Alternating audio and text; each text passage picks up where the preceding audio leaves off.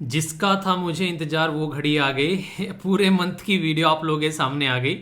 ये एक ऐसी वीडियो होती है जिसमें इंफॉर्मेशन ओवरलोडेड होती है, पर लेकिन आप लोगों को लोड नहीं लेना है, वो सारा लोड मैंने लेना है और आप लोगों को बस शांति में बैठकर जैसे मूवी देखते हैं वैसे सुनते जाओ और मजे लेते जाओ। ये एक ऐसी वीडियो होती है जिसमें आप लोगों को पॉलिटी, इकोनॉमी, इंटरनेशनल रिलेशन या फिर कोई इंपॉर्टेंट लोकेशन या फिर कोई कमिटी की रिपोर्ट या फिर कोई अवार्ड, मतलब जो भी इंपॉर्टेंट एक महीने के अंदर घटना घटित होती है वो इंपॉर्टेंट इन्फॉर्मेशन इस वीडियो के अंदर कवर किया जाता है। ये जो वीडियो होती है एक तरीके से जो रेगुलर लेक्चर देखते हैं उनके लिए तो ये रामबाण है। क्यों? क्योंकि उनका तो एक तरीके से रिवीजन होता है। पर लेकिन जो फर्स्ट टाइम देख रहे हैं वो इसको ज़्यादा प्रेशर लेकर मत देखना, क्योंकि इतनी सारी इन्फॉर्मेशन होती है एक बार में इंसान पहचान नहीं पाता है। एक बार तो आप लोग वैसे देख लेना, थोड़ा सा एक बार जब रिवीजन करोगे उसके थ्रू आप लोग देख लेना, तो एक दो बार जब गो थ्रू हो जाते हैं तब चीज़ें समझ में आती हैं। आप लोगों ने देखा ना, जब किसी से पहली बार बात करने स्टार्ट करते हैं तो पहली बार में तो नेचर ही समझ में नहीं आता है कि क्या चाह रहा है ये इंसान, ठीक है। फिर आराम से आप लोगों को नेचर समझ में आना स्टार्ट होता है। तो बिल्कुल उसी तरीके से आप लोगों को लेक्चर को भी इंजॉय करना है। अगर लगे कहीं पर कोई डाउट है तो उसको आप लोग कमेंट बॉक्स में भी लिख सकते हैं, और लगे कि आप लोगों को समझ में नहीं आए पर्टिकुलर टॉपिक तो रिपीट करके भी देख सकते हैं। रिमोट कंट्रोल आप लोगों के हाथ में, जैसा चाहो जितनी बार चाहो उतनी बार आप लोग इस वीडियो को एंजॉय कर सकते हैं। और जब आप लोगों को लगे कि वीडियो एंजॉय कर ली है और इसकी पीडीएफ आप लोगों को चाहिए तो सीधा टेलीग्राम पर जाना। आप लोग स्टडी लवर वीर के नाम से टेलीग्राम आप लोगों को देखने को मिल जाएगा। तो यहाँ पर 1.5 लाख से भी ज़्यादा मेंबर जुड़े हुए हैं। पीडीएफ डाउनलोड कर लेना, फ्री ऑफ कॉस्ट है, पे नहीं करना है कुछ भी, ठीक है। क्योंकि कई सारे ऐसे ग्रुप भी चल रहे हैं जहाँ पर पैसे ले जाते हैं, तो आप लोग अच्छे से इसको एंजॉय कर सकते हैं। और अगर आप लोग यूपीएससी की सीरियस कैंडिडेट हैं तो आप लोग यहाँ पर आंसर राइटिंग ग्रुप में जाकर आंसर राइटिंग भी कर सकते हैं। और एक और चैनल है यहाँ पर SLV पीडिया के नाम से, जहाँ पर आप लोगों को हिंदी और इंग्लिश में नोट्स प्रोवाइड कराए जाते हैं। इसका भी आप लोग पार्ट बन सकते हैं अगर आप लोग प्रिपरेशन कर रहे हैं। तीनों के तीनों ग्रुप फ्री ऑफ कॉस्ट हैं। आप लोगों को बहुत फायदा देखने को मिलेगा अगर इनको आप लोग अपनी लाइफ का पार्ट बनाते हैं। तो ये तो हो गई कथा, जो कि एक तरीके से एग्जाम से इसका कोई रिलेशन नहीं है। अब हम लोग बात करेंगे अपने टॉपिक के बारे में। एक एक पॉइंट जो है अच्छे से डिस्कस करता हुआ चलूंगा, इसी तरीके से शांति में आप लोगों को भी इंजॉय करना है, ताकि तसल्ली में पूरा वीडियो खत्म होने के बाद में आप लोग अपने आप को फील कर सके कि वाह कुछ आज अच्छा सीखा है। अपना पानी की बोतल वगैरह आप लोग लेके बैठ सकते हैं, क्योंकि थोड़ी सी लंबी वीडियो होती है, लगभग 2 घंटे की या फिर थोड़ा ज़्यादा भी हो सकती है। तो इसलिए पेशेंस भी थोड़ा सा आप लोगों को रखना होगा। तो अच्छे से इंजॉय करिए। आइए डिस्कशन स्टार्ट करते हैं बिना किसी देरी के। I am Veer, welcome to study lover family. हल्का सा जो ग्लिम्स है आप लोगों को यहाँ पर न्यूज़ को भी मिल जाएगा कि किस पर्टिकुलर न्यूज़ से रिलेटेड यहाँ पर बात की जा रही है। जैसे के वेणुगोपाल साहब का जो टर्म है वो अभी कुछ टाइम के लिए बढ़ाया गया, पर लेकिन ये तो एग्जाम में क्वेश्चन नहीं बनेगा। एग्जाम में आप लोगों से डायरेक्ट क्वेश्चन क्या बनता है, जैसे कि के वेणुगोपाल साहब कौन है? वो हमारे देश के अटॉर्नी जनरल ऑफ इंडिया है, जिसको आप लोग बेसिकली एक तरीके से हाईएस्ट लीगल ऑफिसर भी अपने देश का बोलते हैं। और एक तरीके से इनको गवर्नमेंट का सर्वेंट नहीं आप लोग काउंट करते हैं, ठीक है। Not consider as a government servant. इनको आप लोग नॉर्मली ऐसे बोलते हैं कि एक ऐसी पर्सनैलिटी जो कि प्रेसिडेंट की एक तरीके से डायरेक्ट ऑथोरिटी के कंट्रोल में रहता है। क्योंकि आप लोगों को पता है देश के अंदर जो भी काम होते हैं वो प्रेसिडेंट ऑफ इंडिया के नाम पे होते हैं, तो इसलिए यहाँ पर अगर बात करें तो ये सारे काम जो होते हैं वो प्रेसिडेंट के हिसाब से आप लोगों को देखने को मिलेंगे। और इनकी जो एक ऑथोरिटी है वो एक तरीके से सुप्रीम कोर्ट के जज के इक्विवेलेंट आप लोगों को इनकी क्वालिफिकेशन देखने को मिलेगी। टेन्योर मैंने अभी बताया आप लोग कोई फिक्स नहीं है, प्रेसिडेंट की इच्छा है। जो आप लोग देखते हैं यहाँ पर अभी इंक्रीज कर दिया, तो वो चीज़ें आप लोगों को देखने को मिली। इसी के साथ में यहाँ पर गवर्नमेंट के लीगल एडवाइजर भी रहते हैं, परफॉर्म करते हैं लीगल ड्यूटीज जो भी प्रेसिडेंट इनको असाइन करते हैं। और इसी के साथ में यहाँ पर ये अपीयर होते हैं सुप्रीम कोर्ट में, हाई कोर्ट में। आप लोग बोल सकते हैं अगर गवर्नमेंट कोई भी बदतमीजी कर रही है, उल्टी सीधी हरकतें कर रही है और सुप्रीम कोर्ट और हाई कोर्ट में जाना है, और फिर वहां पर उनको जो इतनी तरीके सुप्रीम कोर्ट और हाई कोर्ट के जजेस सुनाते हैं बैठकर, तो जो सारी गवर्नमेंट की जो एक तरीके से नहीं कहते कि जो गवर्नमेंट के द्वारा जो भी हरकतें की जाती हैं उसकी मार जो होती है वो अटॉर्नी जनरल को झेलनी पड़ती है, ऐसा आप लोग बोल सकते हैं। तो इंपॉर्टेंट क्या है, आर्टिकल याद रखिएगा, आर्टिकल 76 है। कई बार यहाँ से क्वेश्चन पूछे जा चुके हैं। इनको सपोर्ट करने वाले 2 सोलिसिटर जनरल और 4 एडिशनल सोलिसिटर जनरल भी आप लोगों को देखने को मिलेंगे। तो ये बेसिक इन्फॉर्मेशन है, इंपॉर्टेंट टॉपिक है, पॉलिटी के अंदर क्वेश्चन बन जाते हैं कई बार, ठीक है। नेशनल इन्वेस्टिगेशन एजेंसी, तो ये बहुत ज़्यादा न्यूज़ में रही रिसेंटली, तो डायरेक्ट आप लोगों से एग्जाम में क्वेश्चन भी बन सकता है NIA के बारे में। तो कुछ बेसिक इन्फॉर्मेशन है कि NIA क्यों बनाई गई और बेसिक पर्पज इसका क्या है, तो कुछ बेसिक इन्फॉर्मेशन आप लोगों से पूछी जा सकती है। NIA जो है 2008 में बनाई गई। आप लोगों को पता है मुंबई टेरर अटैक हुआ, उसके बाद में हम लोग को फील हुआ यार कोई ऐसी एजेंसी होनी चाहिए जो इन सब हरकतों से हम लोग को बचा सके। तो इसलिए NIA यहाँ पर बनाई गई इन सब चीज़ों को ध्यान में रखते हुए, और इंटरनेशनल लेवल पर जो भी ट्रीटी, एग्रीमेंट या कन्वेंशन होते हैं उनको भी ध्यान में रखते हुए यहाँ पर ये काम करती है। यानी कि भारत देश के अंदर में कोई भी टेररिस्ट एक्टिविटी अगर होती है, एनआईए को केस सौंप दिया गया, तो ये समझो कि एक तरीके से वो सही हाथों में केस चला गया। तो ये बेसिक पर्पज है। Central counter terrorism law enforcement agency आप लोग इसको बोल सकते हैं। इसलिए कई सारे स्टेट गवर्नमेंट जो है वो सदमे में आते हैं इसकी वजह से। ये बोलते हैं कि इतनी पावरफुल जो अथॉरिटी यहाँ पर बना दी है कि कई बार हमसे भी कोई परमिशन वगैरह लेने की जरूरत नहीं है, किसी भी स्टेट के अंदर एंट्री कर जाती है। हेडक्वार्टर न्यू दिल्ली में है। छोटे छोटे इसके जो घर हैं यानी कि जो हाउस हैं वो हैदराबाद, गुवाहाटी, कोच्चि, लखनऊ, मुंबई, कोलकाता, रायपुर या फिर जम्मू में भी आप लोगों को देखने को मिल जाते हैं। ठीक है, तो यानी कि टेररिज्म को रोकने का यहाँ पर काम करती है। देश की सोवरेनिटी, इंटीग्रिटी, सिक्योरिटी के बारे में बात करती है, यानी कि कोई भी उल्टी सीधी हरकतें देश के अंदर हो और पता चला देश की संप्रभुता या फिर उसकी सुरक्षा या फिर उसकी एकता पर कोई अगर इंपैक्ट पड़े या किसी पड़ोसी देश के साथ में हमारे रिलेशन को खराब करने की कोशिश करे तो उनकी भी गर्दन ये धर दबोचती है। इसी के साथ में एटॉमिक या फिर न्यूक्लियर फैसिलिटी के खिलाफ में कोई जाए या कोई स्मगलिंग करे हमारी कंट्री की जो करेंसी है, यानी कि काउंटरफेट करेंसी, यानी कि कोई नकली नोट हमारे देश के चलाता हुआ कहीं पकड़ा जाए तो ये उसकी टोई लाल करती है, आप लोग ऐसा बोल सकते हो। ठीक है, मतलब एक तरीके से उसको भी अपने कंट्रोल में लेती है। तो ये बेसिक एक एजेंसी है और कई सारी ऑर्गेनाइजेशन से रिलेटेड आप लोगों को पता है, एग्जाम में क्वेश्चन पूछे गए अब की बार, तो आगे भी क्वेश्चन बन सकते हैं, तो ध्यान से इसको याद रखना है। ये एक ऐसी न्यूज़ है जो कि अच्छे के लिए भी काफ़ी ज़्यादा न्यूज़ में रही और इसको क्रिटिसाइज भी काफ़ी ज़्यादा किया गया।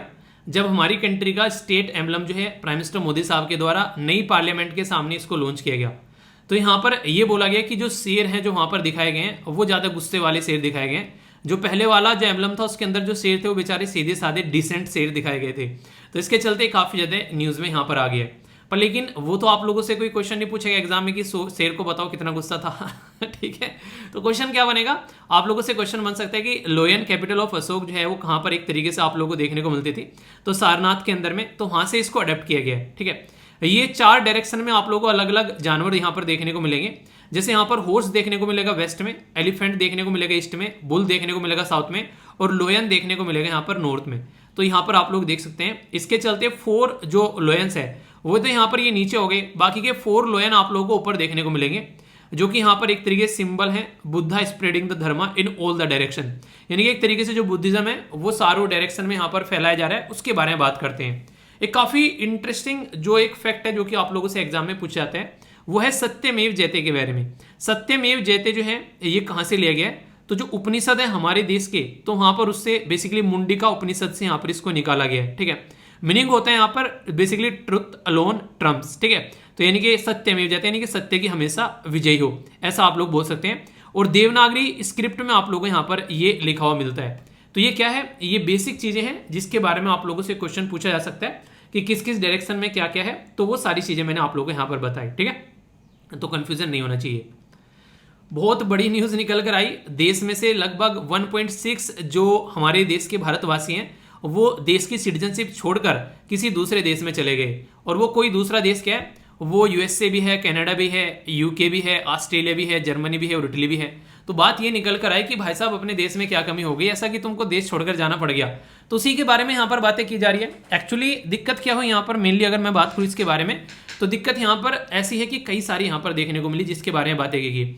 कुछ तो ऐसे लोग हैं जो कि यहाँ पर एजुकेशन को लेकर जा रहे हैं देश छोड़कर, कुछ ऐसे हैं जो एम्प्लॉयमेंट की वजह से जा रहे हैं, कुछ ऐसे हैं जिनको अच्छी अपॉर्चुनिटी मिल रही है बाहर, जैसे कि एम्प्लॉयमेंट, एजुकेशन या फिर एक तरीके से और भी इशू हो सकते हैं जो उनको लगे, कुछ ऐसे हैं जिनको सिक्योरिटी को फील करते हुए यहाँ पर बोला गया कि छोड़कर जा रहे हैं। पर लेकिन ये कोई नहीं पूछने वाला आप लोगों से एग्जाम में, अगर वनडे टाइप एग्जाम की बात करूं, आंसर राइटिंग में आ जाए कि हाँ कि रीजन पूछे आप लोगों से लिखने के लिए क्यों जा रहे हैं, तो आप लोग बोल सकते हैं। पर यहां से क्वेश्चन बनेगा, सिटीजनशिप जो है वो आर्टिकल 5 से लेकर आर्टिकल 10 के अंदर आप लोगों को नजर आएगी।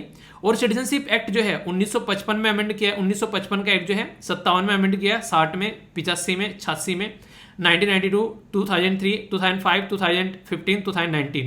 अभी सिटीजनशिप अमेंडमेंट एक्ट जो है 2019 आप लोगों को पता है, उसमें हमारे देश में 3 कंट्री से जो लोग हैं उनको नॉन मुस्लिम कम्युनिटी को अलाउ किया गया, यानी कि एक तरीके से वर्ड जो यूज किया गया है वो एक तरीके से माइनॉरिटी को अलाउ किया गया। और क्योंकि यहाँ पर मुस्लिम मेजोरिटी में है तो इसलिए मुस्लिम कम्युनिटी को अलाउ नहीं किया गया, तो उसकी वजह से काफ़ी ज़्यादा न्यूज़ में था। अभी यहाँ पर आप लोगों को एक इंटरेस्टिंग चीज़ देखने को मिलेगी कि एक तरीके से सिटीजनशिप लेने के लिए 5 तरीके हैं, पर लेकिन सिटीजनशिप छोड़ने के लिए 3 तरीके हैं। तो ये पांचों के पांचों तरीके आप लोगों से एग्जाम में पूछे जाते हैं। और जब मैंने पॉलिटी आप लोगों को पढ़ाई थी उसमें काफ़ी डिटेल में मैंने डिस्कस भी किए थे। तो याद रखना यहाँ पर बर्थ, इसी के साथ में डिसेंट, रजिस्ट्रेशन, एक तरीके से नेचुरलाइजेशन और इनकॉर्पोरेशन ऑफ टेरिटरी, यानी कल को हमारा मन करता है कि चाइना को अपने अंदर मिला लो और चाइना के जो सिटीजन है वो भी जैसे हमारी कंट्री के कंट्रोल में आ जाएगा, चाइना एक यूनियन टेरिटरी बन गई हमारी, तो इससे क्या होगा, इससे ये होगा कि तुरंत हम लोग जो है चाइना के सिटीजन जो है वो हमारे देश के सिटीजन बन जाएंगे, उनको अलग से सिटीजनशिप लेने की जरूरत नहीं है। ऐसे हम लोग पाकिस्तान बांग्लादेश के साथ में अगर कल को कुछ ऐसा होता है तो ऐसे आप लोग अंडरस्टैंड कर सकते हैं, ठीक है। अब बात करते हैं लूज होने की, तो यहाँ पर एक तो है रिनंसिएशन, अपनी मर्जी से छोड़ देना, टर्मिनेशन या फिर यहाँ पर डेप्रीवेशन। तो 3 तरीके आप लोगों को यहाँ पर देखने को मिलेंगे, ठीक है। तो ये याद रखना है यहाँ पर कि पार्ट 2 में यहाँ पर सिटीजनशिप के बारे में बात की जाती है संविधान के अंदर में, और आर्टिकल 5 से लेके आर्टिकल 11 तक सिटीजनशिप है। फिर आर्टिकल 12 से लेके आर्टिकल 35 तक क्या है, वो फंडामेंटल राइट है तीसरे पार्ट के अंदर में, ठीक है। फिर आप लोगों को देखने को मिलेगा पार्ट नंबर 4, उसमें आर्टिकल 36 से लेकर आर्टिकल 51 तक क्या है, वहां पर डीपीएसपी यानी कि directive principle of state policy है। फंडामेंटल ड्यूटी जो है वो किस आर्टिकल में आती है, ये आप लोग को बताना है। देखता हूं कौन सा आंसर देता है। ये एक ऐसी न्यूज है जिसके बारे में आप लोगों को जरूर पता होना चाहिए। हमारे देश की नई प्रेसिडेंट ऑफ इंडिया यहाँ पर आप लोगों के सामने है, जो कि 15th प्रेसिडेंट ऑफ इंडिया है और 2nd वुमेन प्रेसिडेंट आप लोगों को यहाँ पर देखने को मिलेगी। इसी के साथ में यहाँ पर ट्राइबल कम्युनिटी से आने वाली पहली प्रेसिडेंट आप लोगों को यहाँ पर जो देखने को मिलेगी, डॉक्टर नाम है इनका द्रौपदी मुर्मू जी, ठीक है। तो यहाँ पर अगर बात करें, अभी रिसेंटली यहाँ पर इनके द्वारा प्रेसिडेंट पद की जो है वो शपथ ली गई यहाँ पर, तो अब ये 15th प्रेसिडेंट बन चुके हैं इंडिया के अंदर में। तो इसके चलते आप लोगों को जो बेसिक चीजें हैं अगर बात करें, आप लोगों से एक रिक्वेस्ट है कि प्रेसिडेंट से रिलेटेड मैंने कई सारे लेक्चर बना रखे हैं चैनल के ऊपर, इवन पॉलिटी के अंदर भी आप लोगों को पढ़ा रखा है। तो बेसिक जो पावर है प्रेसिडेंट की, आप लोग उनको देख लेना। 10-10, 5-5 मिनट के लेक्चर आप लोगों के सामने आएंगे, तो आप लोगों को सारी चीजें वहां पर देखने को मिल जाएंगी। यहाँ पर तो मैं आप लोगों को करंट पढ़ा रहा हूँ, ठीक है, पर लेकिन अगर बैकग्राउंड बनाने बैठूंगा यहाँ पर वो सारी चीजें, तो फिर तो देखिए प्रेसिडेंट को ही अगर पढ़ाने बैठूंगा तो आधा पौना घंटा उसी में लग जाएगा, तो वो तो चीजें पॉसिबल नहीं है। तो जो भी आप लोगों को डाउट लगता है उसको आप लोग जाकर सर्च कर उसको क्लियर कर सकते हैं, ताकि लंबे समय तक आप लोग उसको याद रख सकें। तो ये बेसिक चीजें हैं यहाँ पर, ठीक है। आगे बात करते हैं, बात की जा रही है नेशनल लीगल सर्विस अथॉरिटी के बारे में। नेशनल लीगल सर्विस अथॉरिटी जो है ये एक ऐसी सर्विस अथॉरिटी है जो कि हमारे देश में ये काम करती है कि लोगों को किस तरीके से हम लोग लीगल सर्विस प्रोवाइड कराएं। तो ये 1987 में यहाँ पर बनाई गई थी। अगर बात करूं आर्टिकल 39, 14 और इसी के साथ में 22, ये टोटल आर्टिकल है जो कि इसके ऊपर काम करते हैं, ताकि हमारी कंट्री में ये डिस्ट्रिक्ट लेवल, स्टेट लेवल और नेशनल लेवल पर देखने को मिलती है। एक ऐसा तबका सोसाइटी का, जैसे बच्चे हैं या फिर वुमेन हैं, ये एक तरीके से पर्सन विद डिसेबिलिटी है, मेंबर ऑफ शेड्यूल कास्ट और शेड्यूल ट्राइब हैं, इंडस्ट्रियल जो वर्कमैन हैं या फिर पर्सन इन द कस्टडी हैं, तो इनके जिनके पास में ज़्यादा पैसे वैसे नहीं होते हैं, जो कि थोड़ा सा गरीब तबका है सोसाइटी का, उसको भी न्याय मिल सके, उसके लिए यहाँ पर ये नेशनल लीगल सर्विस अथॉरिटी जो है हमारे देश में इस्टेब्लिश की गई, ताकि सबको एक समान हम लोग लेकर चल सकें, ठीक है। तो ये बेसिक चीज़ें हैं जो आप लोगों को पता होना चाहिए, ओके। एमजी नरेगा एक ऐसा टॉपिक है जो कि आप लोगों को हर महीने न्यूज में देखने को मिलता है। तो इसके बारे में कुछ बेसिक इन्फॉर्मेशन जो कि आप लोग एक बार इनको तैयार कर लो, फिर कभी भी क्वेश्चन आएगा तो बल्ले बल्ले झूमते झूमते आप लोग इनके आंसर देकर आओगे। जैसे कि अभी यहाँ पर अगर बात करें, एमजी नरेगा जो है वो 2-3 चीजों की वजह से बहुत ज्यादा न्यूज में था। एक तो यहाँ पर टेक्नोलॉजी का इस्तेमाल करने की कोशिश की जा रही है अटेंडेंस के लिए, जिसकी वजह से इशू देखने को मिल रहे हैं। इसी के साथ में कई बार आधार कार्ड के साथ में कनेक्टिविटी कोशिश की जाती है, तो यहाँ पर ये रहता है कि कई बार उनका कंफर्मेशन नहीं हो पाता है, तो उसके भी इशू कई बार देखने को मिलते हैं। इन्फॉर्मेशन अपडेट नहीं हो पाती है, वो भी इशू रहता है। यानी कि एक तरीके से उनके हाथों में कईयों के घड़ी भी बांधी गई यहाँ पर, ताकि वो काम प्रॉपर वे में कर सकें, तो वो भी इशू देखने को आ कि घड़ी में चीजें अपडेट नहीं हो रही है तो उनकी सैलरी कट जा रही है।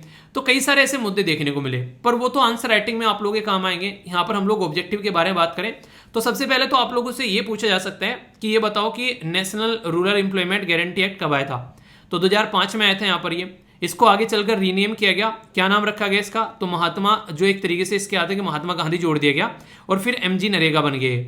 इंडियन लेबर लॉ या फिर सोशल सिक्योरिटी के जो मेजर्स हैं यहाँ पर, एक तरीके से उसके ऊपर फोकस किया जाता है, और एक ऐसा इकलौता कानून है हमारे देश में जो कि राइट टू वर्क के बारे में बात करता है। मतलब जैसे कि बच्चों के लिए राइट टू एजुकेशन के बारे में बात की जाती है, 6 से लेकर 14 साल के बच्चों को एजुकेशन प्रोवाइड करानी है, तो संविधान में एक आर्टिकल भी रख दिया उसके लिए, आर्टिकल 21 है।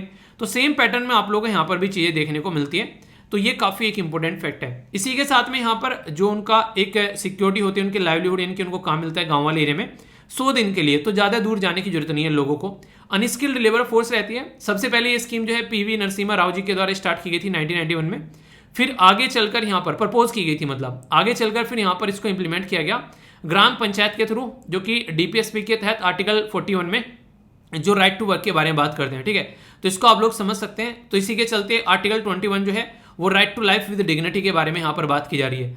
तो ये इस तरीके से क्वेश्चन आप लोगों से कई बार बन जाते हैं, छोटे छोटे, किसके द्वारा स्टार्ट किए गई, कौन इसको इंप्लीमेंट करता है, ठीक है, ये सारी चीजें। और बाकी ये हैं आप लोगों के सस्टेनेबल डेवलपमेंट गोल भी, जो कि इसके साथ में कनेक्ट करते हैं। तो टोटल मिलाकर 17 सस्टेनेबल डेवलपमेंट गोल में से 8 सस्टेनेबल डेवलपमेंट गोल ऐसे हैं जो कि इस पर्टिकुलर स्कीम के साथ में अलाइन करते हैं। तो ये आंसर राइटिंग के लिए आप लोगों के लिए इंपॉर्टेंट हो सकता है ऑब्जेक्टिव में भी कोई टीचर आए घूमे हुए दिमाग का, उसको लगे कि चलो थोड़ा मजे लेते हैं बच्चों के, तो वो आउट ऑफ द बॉक्स जाकर क्वेश्चन पूछने का मन करे तो यहाँ से आसानी से क्वेश्चन आप लोगों से बना सकता है कि एमजी नरेगा के साथ में कौन से सस्टेनेबल डेवलपमेंट गोल जो हैं जिनको आप लोग कनेक्ट करके देख सकते हैं। तो यहाँ पर आप लोगों को दे देंगे sustainable development goal 1 and 2, 2 and 3, 3 and 4, ठीक है। तो क्वेश्चन आप लोगों से ऐसे बन जाएगा, तो कंफ्यूजन में नहीं आना है बिल्कुल भी। ओके, सुप्रीम कोर्ट काफी ज्यादा गुस्से में आ गया, उसने बोला भाई आज बता ही दो तुम चाहते क्या हो। मतलब यहाँ पर यह है कि आप लोग ये फ्री में सामान बांटते हो और फिर बोलते हो कि हम जो इलेक्शन में जीत गए तो हम लोग तुमको लैपटॉप दे देंगे, हम लोग जीत गए तो हम तुमको मोबाइल दे देंगे,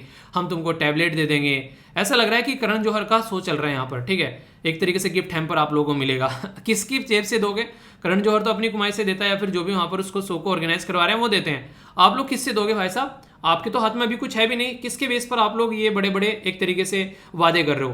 तो इसको लेकर सुप्रीम कोर्ट जो है गुस्से में आया और उसने बोला कि ये सही तरीका नहीं है कि आप लोग उस पैसे के बारे में बात कर रहे हो जिस पैसे को निकालने के लिए आप लोगों को वोटिंग करानी पड़ती है, वहां पर आप लोगों को बजट प्रस्तुत करना पड़ता है। आप लोग हवा में उस पैसे के बारे में बात कर रहे हो जो कि अभी आप लोगों के हाथ में भी नहीं है, यानी कि वो पैसा हमारे हाथ में आएगा तो हम उसको ऐसे उड़ाएंगे, तो ये बिल्कुल गलत है। तो यहाँ पर एक पिटीशन गई थी जो कि सुप्रीम कोर्ट में फाइल की गई और उसने इलेक्शन कमीशन ऑफ इंडिया को डायरेक्ट किया कि आप लोग क्या सोच रहे हैं इसके बारे में कि जो पॉलिटिकल पार्टी है ये इरेशनल तरीके से, आधे तो ये बोल दे कि हम लोग सबको हेलीकॉप्टर दिलाएंगे अगर हम लोग जीत के आगे, तो कोई तुक थोड़ी ना इस चीज का कहां से लेकर आओगे भाई साहब? अलादीन का चिराग है, घिस घिस कर सबको हेलीकॉप्टर दोगे। तो ये जरूरी है कि आप लोग इसके ऊपर फोकस करें कि वैलिड चीजें ही बोली जाएं और वो चीजें बोली जाएं जो उनके अधिकार के अंदर में आती हैं, ठीक है। तो ये सबसे इंपॉर्टेंट बात है क्योंकि पब्लिक फंड है वहां पर, वो आप लोग की ऐसा नहीं है कि आप लोग की एक तरीके से घर वालों की कमाई है आप लोग उसको वैसे उड़ा दोगे। तो आर्टिकल 14 जो है वो इक्वलिटी बिफोर लॉ के बारे में बात करते हैं। आर्टिकल 162 जो है वो एग्जीक्यूटिव पावर के बारे में बात करते हैं, कौन सी पावर है आप लोग की। आर्टिकल 266 जो है ये एक्सपेंडिचर फ्रॉम कंसोलिडेटेड फंड, अब तक जाकर भी आप लोग बैठे नहीं और आप लोग बोल रहे हैं पैसा वहां से ऐसे उड़ा देंगे। इसी के साथ में यहाँ पर अगर बात करें डिस्क्रिशनरी जो ग्रांट दिए जाते हैं उसके बारे में बात करते हैं। तो यहाँ पर किसी पर्टिकुलर कम्युनिटी को लुभाने के लिए कि हाँ हम लोग आएंगे तो इस कम्युनिटी को ये प्रोवाइड करा देंगे, तो ये बिल्कुल गलत है, इसको ऐसे नहीं करना चाहिए। इसकी वजह से बहुत सारे नुकसान देखने को मिलते हैं, जैसे कि इकोनॉमिक का बर्डन पड़ता है। आप लोग तो कर जो भी है निकल लोगे 5 साल में, देश के बारे में कोई सोचता नहीं है, दिक्कत आती है निकल कर। फ्री एंड फेयर इलेक्शन के ऊपर क्वेश्चन मार्क लग जाता है, जिसने बोल दिया इतना माल मिलेगा, कई सारे लोग जो है इन्फ्लुएंस हो ही जाते हैं, जिनका घर ठीक ठाक नहीं चल रहा है तो लगता है कुछ पैसे मिल जाएंगे तो अच्छा रहेगा, तो वो इलेक्शन का एक तरीके से पूरा पैटर्न ही चेंज हो जाता है। इसी के साथ में अगेंस्ट इक्वालिटी प्रिंसिपल, तो ये इक्वालिटी के प्रिंसिपल के भी खिलाफ है। एक इंसान जो है वो एक प्रॉपर वे में काम कर रहा है, एक इंसान जो है ये काम कर रहा है, तो ये बिल्कुल गलत है। तो इस तरीके से इसको समझना है। तो जजमेंट जो है यहाँ पर इसके बारे में आप लोगों से क्वेश्चन भी अगर पूछ लिया जाए तो कंफ्यूजन नहीं होना है।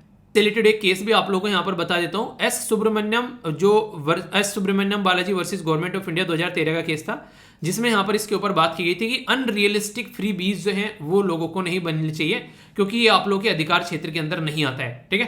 तो बेसिक इन्फॉर्मेशन है यार, कंफ्यूजन नहीं होना चाहिए, अगर होगा तो उसको दूर करना है। ओके, दो ये स्कीम है यहाँ पर अभी रिसेंटली काफी ज्यादा न्यूज में थी। यहाँ पर बेसिकली एक का नाम है यहाँ पर स्वदेश दर्शन स्कीम और दूसरे का यहाँ पर स्वदेश दर्शन स्कीम और दूसरे का है स्वदेश दर्शन स्कीम, अच्छा सॉरी स्वदेश दर्शन स्कीम और यहाँ पर स्वदेश दर्शन स्कीम 2.0 आप लोग बोल सकते हैं, यानी कि उसका एक्सटेंडेड वर्जन है। और एक स्कीम कवर करेंगे यहाँ पर प्रसाद स्कीम। ये स्कीम इसलिए न्यूज में थी क्योंकि आप लोगों को पता है कोविड-19 के चलते 2020 और 2019 जो है और खासकर 21 भी आप लोग बोल सकते हैं, ये 3 साल ऐसे रहे जहां पर टूरिज्म सेक्टर यानी कि पर्यटन जो वाला एरिया है वो लगभग बर्बाद हुआ। तो उसको फिर से इंप्रूव करना, उसको फिर से पैटर्न में लेकर आने के लिए यहाँ पर ये स्कीम आप लोगों के सामने, तो उसी के बारे में यहाँ पर बात की जा रही है। तो सबसे पहले तो सेंट्रल सेक्टर स्कीम आप लोगों को देखने को मिलेगी। मिनिस्ट्री ऑफ टूरिज्म और कल्चर जो यहाँ पर इंप्लीमेंट करने वाली इस स्कीम को है, और सेंटर स्टेट जो है वो यहाँ पर एक तरीके से सेंटर पैसा देगा और फिर स्टेट जो है उसको इंप्लीमेंट करेगा, ऐसे बोल सकते हैं। सिग्निफिकेंस क्या है? जॉब क्रिएट करता है, लोगों को एक तरीके से इकोनॉमिक एक्टिविटी बढ़ाता है और कई सारे सेक्टर भी अच्छे से बढ़ते हैं। अभी इसमें एक इंटरेस्टिंग फैक्ट ये जोड़ा गया है, जब इसका दूसरा वर्जन आया तो वोकल फॉर लोकल के बारे में बात की गई ताकि आत्मनिर्भर भारत के बारे में हम लोग बात करें, सस्टेनेबल डेवलपमेंट गोल के बारे में हम लोग बात करें। एक तरीके से आप लोग बोल सकते हैं जो थीम है उनके ऊपर ज्यादा फोकस रहेगा वोकल फॉर लोकल, टोटल ये थीम है 15 थीम यहाँ पर आप लोगों को देखने को मिलती है, जिनको यहाँ पर Buddhist circuit, coastal circuit, desert जो सर्किट, इको सर्किट, ये हेरिटेज सर्किट, हिमालयन सर्किट, तो अलग अलग जो यहाँ पर एरिया हैं उनकी क्या क्या यहाँ पर एक तरीके से खासियत है ताकि लोग यहाँ पर आ सकें। तो उसको ध्यान में रखते हुए यहाँ पर इसको डेवलप करने की कोशिश की जा रही है। ठीक है, इसी में इसकी स्कीम है प्रसाद, इसको बोलते हैं national mission on pilgrimage rejuvenation spiritual heritage argumentation drive. तो यानी कि जो भी हमारी कंट्री में जो रिलीजियस पैलेसेस हैं उनको हम लोग को इतने अच्छे से डेवलप करना है कि लोग जो है मॉल में घूमने से ज़्यादा बेटर समझे कि चलो वहाँ चलते हैं, बहुत शानदार है भाई साहब। ठीक है, तो उससे क्या होगा, लोग घूमने आएंगे तो वहाँ पर कुछ खाएंगे पिएंगे भी, पैसा भी देंगे, तो उससे एक लोकल एरिया के लोगों में भी काफ़ी डेवलपमेंट आता है। और इसी के साथ साथ में आप लोगों को यहाँ पर एक तरीके से इकोनॉमी के अंदर भी एक्टिविटी जो है वो अच्छी होती नजर आती है। तो ये प्रसाद स्कीम है, ये भी एक सेंट्रल सेक्टर स्कीम है, यहाँ पर टूरिज्म के अंदर आती है। ऑब्जेक्टिव यही है कि कैसे हम लोग अपनी एरिया के जो हेरिटेज हैं उनको ढंग से डेवलप कर सकते हैं, अपनी कल्चर को आगे लेकर आ सकते हैं। तो ये बेसिक चीज़ है जो कि समझ सकते हैं आप लोग। ये काफ़ी बड़ी न्यूज़ अभी रिसेंटली देखने को मिली कि गुजरात में लगभग 30 से भी ज़्यादा लोगों की जान चली गई जब उनके द्वारा एक गलत तरीके की बेकार जो शराब है वो पी गई। हालांकि गुजरात और जो बिहार ये सब ड्राई स्टेट में आते हैं, पर लेकिन फिर भी आप लोगों को पता है लोग जाप जो हैं वो तामझाम जोड़कर इस तरीके की हरकतें करते हैं। तो मिथाइल एल्कोहल जो है जो काफ़ी टॉक्सिक है, अगर वो 10 ml हो तो वो इंसान को अंधा बना सकती है, और 30 ml हो तो वो इंसान की डेथ कर सकती है, उसकी जान ले सकती है अगर 10 से लेकर 30 घंटे तक उसकी बॉडी के अंदर रहे। तो यहाँ पर अगर बात करें तो इथाइल एल्कोहल जो अगर बात करें तो आइए यहाँ पर उसको दारू के अंदर इस्तेमाल किया जा रहा है। कई बार ये ऐसी हरकतें देखने को मिलती है, आप लोगों ने सुना होगा कि दारू पीकर अंधा हो गया, तो यहाँ से आप लोग अंडरस्टैंड कर सकते हैं। तो इस न्यूज़ में से एग्जाम में क्या पूछा जा सकता है, एक तो हुच स्ट्रेटजी के बारे में आप लोगों से पूछा जा सकता है, इस ट्रेजडी के बारे में तो भी गुजरात में देखने को मिली, कुछ दिनों पहले बिहार में देखने को मिली थी। पर इंपॉर्टेंट क्वेश्चन यहां पर बनता है कि हमारे संविधान के अंदर एक आर्टिकल है 47 जो कि डीपीएसपी के अंदर आता है, यानी कि directive principle of state policy, और पार्ट 4 में आप लोगों को देखने को मिलता है। उसमें गवर्नमेंट की रेस्पॉन्सिबिलिटी है कि वो ऐसी कोई भी नशीले पदार्थ का अगर सेवन करता है तो उस सेवन को रोका जाए। तो ये गवर्नमेंट की रेस्पॉन्सिबिलिटी आप लोगों को यहाँ पर देखने को मिलती है। तो उसके साथ में आप लोग यहाँ पर इसको कनेक्ट करके देख सकते हैं। ठीक है, तो क्वेश्चन बने तो ये छोटी सी इन्फॉर्मेशन आप लोग याद रखिएगा। इंटरेस्टिंग है यहाँ पर अगर बात करें इंडिया और बेलारूस के बारे में, यहाँ पर ये काफ़ी इंपॉर्टेंट इन्फॉर्मेशन आप लोगों से पूछी जा सकती है। बेलारूस के जो लीडर हैं यहाँ पर, इनको अकेले एक ऐसे लीडर माना जाता है जो कि डिक्टेटर लीडर हैं बेलारूस के अंदर में। ठीक है, तो अभी यहाँ पर external affair minister S Jaishankar साहब के द्वारा कांग्रेचुलेट किया गया जो बेलारूस के काउंटर पार्ट हैं, जिनका नाम था यहाँ पर वल्दमार माइकी। तो इसके चलते यहाँ पर ये न्यूज़ में भी थे। तो कंट्री जो है यहाँ पर उसके इंडिया और रिलेशन के बारे में आप लोगों से लिखने के लिए आ जाए तो बेलारूस जो है वो इंडिपेंडेंट 1991 में, इसी के साथ में यहाँ पर सपोर्ट मल्टीलेटरल जो फोरम है यूएनएससी, ये सब जगह आप लोगों को देखने को मिलेगा इंडिया को सपोर्ट करती है। ट्रेड एंड कॉमर्स में यहाँ पर 100 मिलियन के करीब लाइन ऑफ क्रेडिट इंडिया ने यहाँ पर दिया। अगर बात करें मेक इन इंडिया प्रोजेक्ट के तहत भी यहाँ पर कई सारे इन्वेस्टमेंट के कई सारे जो बिजनेसमैन उनके द्वारा इन्वेस्ट किया गया, और लगभग हमारी कंट्री के अराउंड 112 के करीब इंडियन जो नेशनल है और 906 के करीब इंडियन स्टूडेंट जो हैं वो बेलारूस के अंदर में रह रहे हैं। हालांकि काफ़ी कम है, पर लेकिन रिलेशन अच्छे क्यों है इसके साथ में ठीक ठाक, वो इसलिए क्योंकि रसिया के जो पुतिन साहब हैं उनका ये लंगोटिया यार है।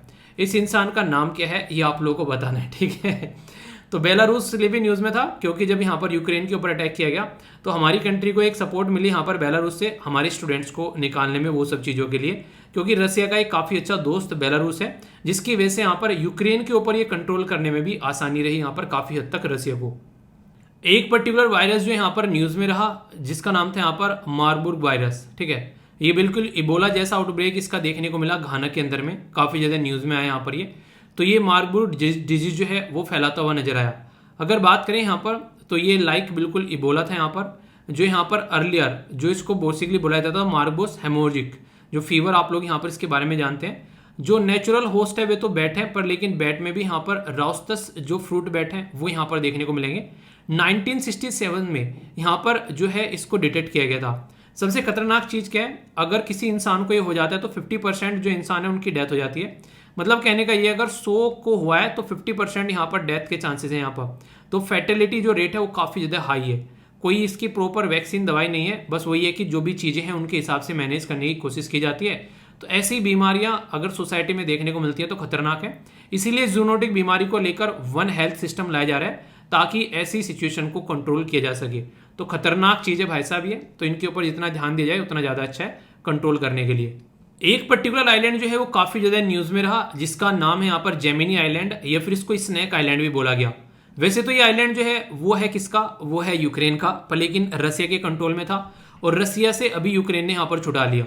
हालांकि रसिया का ये मानना है कि हम लोगों ने इसलिए छोड़ दिया क्योंकि वो चाहते हैं कि यहाँ से जो एक्सपोर्ट हो सके आसानी से, खासकर गेहूं का, तो यहाँ पर ये चाहते हैं कि यहाँ पर आसानी से दुनिया को गेहूं पहुंच सके।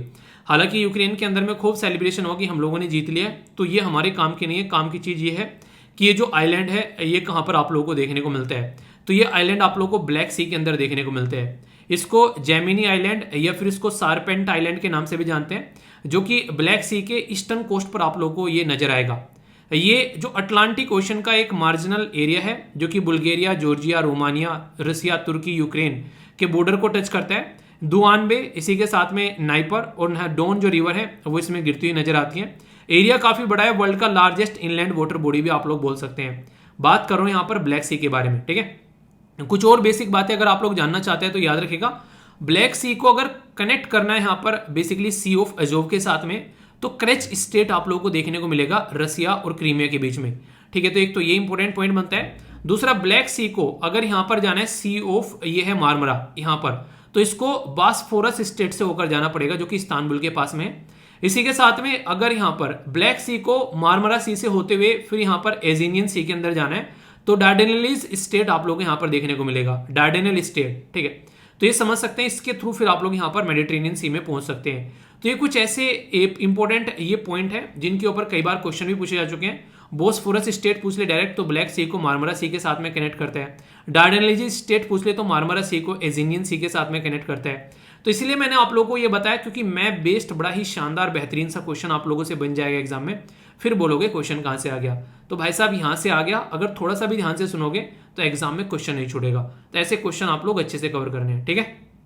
ये टॉपिक याद आ रहा है, बहुत डिटेल में मैंने आप लोगों को जो रेगुलर वीडियो आती है उसके अंदर पढ़ाया था कि हमारी कंट्री में अभी एक बिल पास किया गया जिसको बोलते हैं drugs, medical device and cosmetic bill 2022।